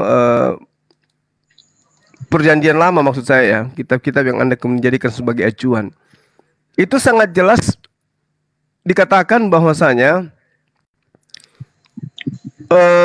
Tuhan itu dalam Ulangan 32 nomor 39 ya, lihatlah sekarang bahwa akulah dia, tidak ada Tuhan kecuali aku, akulah yang mematikan, akulah yang menghidupkan, akulah yang mematikan, akulah yang menghidupkan, tidak ada Tuhan selain aku. Berarti yang dihidupkan dan dimatikan itu bukan Tuhan. Lalu kemudian di dalam Kisah Para Rasul 2 nomor 32, Yesus inilah yang dibangkitkan. Artinya Yesus inilah yang dihidupkan. Ya. Yesus inilah yang Allah hidupkan kembali dari kematian. Itu maksudnya. Berarti Yesus itu dihidupkan. Dan memang faktanya Yesus itu dihidupkan pada saat Maria itu melahirkan, maka pada saat itu juga Yesus dihidupkan. Kalau Anda melihat di dalam terjemahan 2014 jelas sekali dikatakan Yesus inilah yang sudah Tuhan hidupkan kembali dari kematian. Jadi di situ sudah menggenapi kematian dan kehidupan. Jadi Yesus ini makhluk, murni makhluk. Ya. Kemudian di Yohanes 19 nomor 30 dikatakan di dalam terjemahan 2014, setelah mengecap sedikit dari anggur asam itu, dia mengatakan sudah selesai, kemudian Yesus menundukkan kepalanya, maka matilah Yesus. Yesus mati, dan itu tidak disifati oleh Tuhan. Jadi kalau Anda mengatakan Yesus itu tidak bertasawuf karena dia adalah Tuhan itu sendiri dalam rupa manusia, dibantah sendiri oleh Ulangan 32 nomor 39. Akulah yang mematikan dan akulah yang menghidupkan. Tidak ada Tuhan selain aku. Berarti Yesus gugur di situ. Sekira begitu teman-teman, terima kasih banyak atas dialog yang sangat-sangat baik pada malam hari ini. Kepada saudara Herdi dan teman-teman lain, Dinda Wafi, mungkin saya duluan pamit. Di sini sudah jam 2 lewat. Kalau ada kata-kata yang kurang berkenan, saya minta maaf. Kalaupun ada hal yang saya sampaikan itu, insya Allah semua punya referensi di dalam Al-Quran dan juga di kitab saudara. Akhir kalam, Assalamualaikum warahmatullahi wabarakatuh. Damai sejahtera Indonesia. Terima kasih. Ya, enggak. Ya. Bro Wafi, mau tambah atau udah? Ya, tambah. Jadi gini loh teman-teman. Kita dari awal itu membahas tasawuf ya, bukan membahas filsafat itu loh. Jadi yang kita bahas itu tasawuf, bukan filsafat. Jadi jangan pernah mengaitkan antara filsafat dengan tasawuf, beda teman-teman. Gitu loh. Nanti jadi panjang bro kalau gitu. Loh, kan terserah saya mau menarasikan apa kan? Silakan. Gimana? Kan itu peraturannya, Bro. Ya silakan. Ya, tadi saya cuma menyanggah beberapa hal yang disampaikan di luar tasawuf. Tunggu dulu ya. Jadi yang kita bahas itu tasawufnya. Sudah saya katakan, tasawuf itu adalah ilmun yu'rafu bihi tazkiyatun nufus. Jadi dengan ilmu itu kita bisa tahu untuk membersihkan hati kita. Makanya referensi-referensi tasawuf yang dibawakan oleh Bro Herdi itu sudah saya bantah semua. Bahkan Ibnu Taimiyah membagi tasawuf menjadi 3. Sufi itu menjadi 3. Dan yang benar adalah sufi yang hakiki. Yang benar-benar mempraktekkan zuhud di dunia, tidak cinta dunia, dan benar-benar hatinya bersih dan beribadah hanya kepada Allah Subhanahu wa Ta'ala. Itu tasawuf. Filsafat itu bab lain, Bro, gitu loh. Jadi kalau dikait-kaitkan tasawuf sama filsafat gak nyambung nantinya. Gitu, apalagi filsafat Yunani yang dibahas. Apalagi filsafat Bani Abbasiyah, tambah Oke, blunder nanti kalian. Begitu. Karena oke. perkembangan Nanti filsafat mulai pesat itu baru ada di Khalifah Al-Ma'mun, putra dari Khalifah Harun Ar-Rasyid. Itu yang mulai pesat begitu. Nah, ketika kita mengait-ngaitkan antara tasawuf dan filsafat, ini mulai nanti akan ada perdiskusian lagi. Makanya ketika Anda menarasikan kata filsafat, maka akan ada perdiskusian lagi. Mungkin itu akan kita diskusikan di pertemuan selanjutnya. Mungkin itu dulu yang bisa saya sampaikan. Sekian. oke bro. Oke, Wassalamualaikum. thank you. Baik, sahabat-sahabat saya yang ada di live Zoom ya, luar biasa dialog kita. Live YouTube, sorry. Maaf, namanya juga udah ngantuk, ini udah 2:30 di sini. Oke ya, sahabat-sahabat sekalian, terima kasih banyak atas kebersamaan sahabat semuanya. Yang pasti malam ini kita menyaksikan teman Kristen mencoba untuk menyeret kita ke dalam pembahasan tasawuf. Karena sebelum kami masuk, saya dengan Ustadz Wafi ya masuk ke dalam Zoom mereka, di TikTok mereka, di komunitas mereka, mereka sedang membahas tasawuf. Dan akhirnya kita menggiring bahwasanya memang Yesus itu mempraktekkan tasawuf itu. Ya, kita mempraktekkan tasawuf. Kemudian Yesus mempraktekkan tasawuf dan juga Rasulullah mempraktekkan tasawuf, sehingga kemudian tasawuf itu bukan hal yang baru di dalam ajaran agama Islam.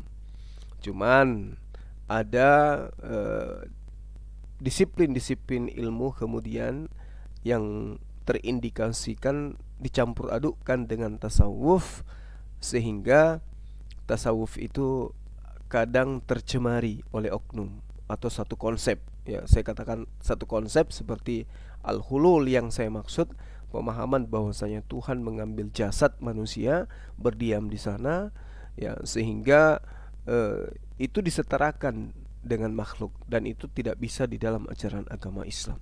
Laisa kamitslihi syai'. Itu adalah sesuatu yang sangat-sangat menistakan Allah Subhanahu wa taala. Tapi ketika tasawuf itu mendudukkan segala prioritas hanya kepada Allah, berdiri karena ibadah, berjalan dengan ibadah, duduk karena ibadah, berkata karena ibadah, dan selalu ingatan kepada Allah, itulah tasawuf yang benar. Itu adalah sufi yang kemudian mensucikan dirinya dari semua aspek, baik jasadnya maupun rohaninya, dari hal-hal yang bisa menjauhkan dirinya dengan Allah. Tetapi bukan berarti bersatu dengan Allah dengan hulul yang tadi, menganggap bahwa Allah sudah ada di dalam dirinya, dan apa yang dilakukan bukan dia lagi yang melakukan tetapi Allah. Itu keliru, itu sesat. Itu sesat itu. Ya, oleh karena itulah saya mengatakan tadi ya, sahabat-sahabat, bahwa ketika ada pemahaman yang kemudian dikatakan bahwa tasawuf itu keliru, tasawuf yang keliru itu jelas kami sudah menjelaskan, Ustadz Wafi sudah menjelaskan, dan kiranya teman-teman semuanya sudah memahami. Nah, kalau dikatakan tasawuf itu bid'ah, saya katakan bahwa bid'ah juga dong ilmu tajwid, karena ilmu tajwid juga tidak pernah dijelaskan ya secara terminologi pada masa Rasulullah, tapi prakteknya sudah ada. Begitu juga tasawuf. Ya, belum pernah dikatakan tasawuf adalah itu, belum pernah. Tapi praktek tasawuf itu sudah dijalankan oleh baginda Rasulullah Muhammad SAW berdasarkan data dan dalil yang saya lakukan, yang saya sampaikan. Dan apesnya buat teman-teman kita karena ternyata Yesus pun mempraktekkan hal yang sama. Oleh karena itu, tasawuf itu sudah ada sejak aturan-aturan main Allah itu diwahyukan kepada para nabi, dan orang-orang yang taat kepada aturan itulah disebut sufi atau disebut muslim, yang kemudian ada di setiap nabi dan rasul diutus kepada manusia. Itu pasti ada orang yang mempraktekkan ajaran-ajaran tasawuf tersebut. Saya kira begitu sahabat-sahabat sekalian. Terima kasih atas kesempatannya ya, atas perhatian dan juga doa-doanya selama ini. Saya mohon maaf, kemarin itu saya ada janji akan mengupload kondisi masjid kita. Tapi tadi itu saya tiba di rumah udah pukul hampir jam 11 malam waktu Makassar ya. Dan karena saya ngajak saudara Wafi, Ustaz Wafi, karena saya lihat menarik materinya si Herdi, maka saya upayakan bisa bertahan meskipun saya sudah ngantuk-ngantuk ini.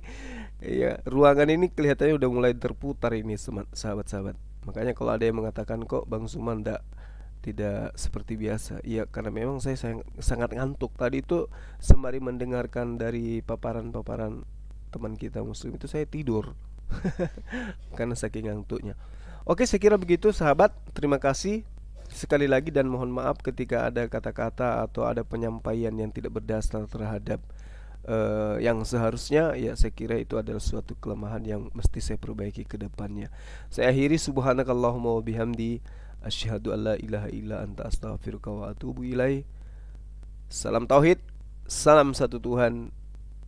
Allahu Akbar. Assalamualaikum warahmatullahi wabarakatuh.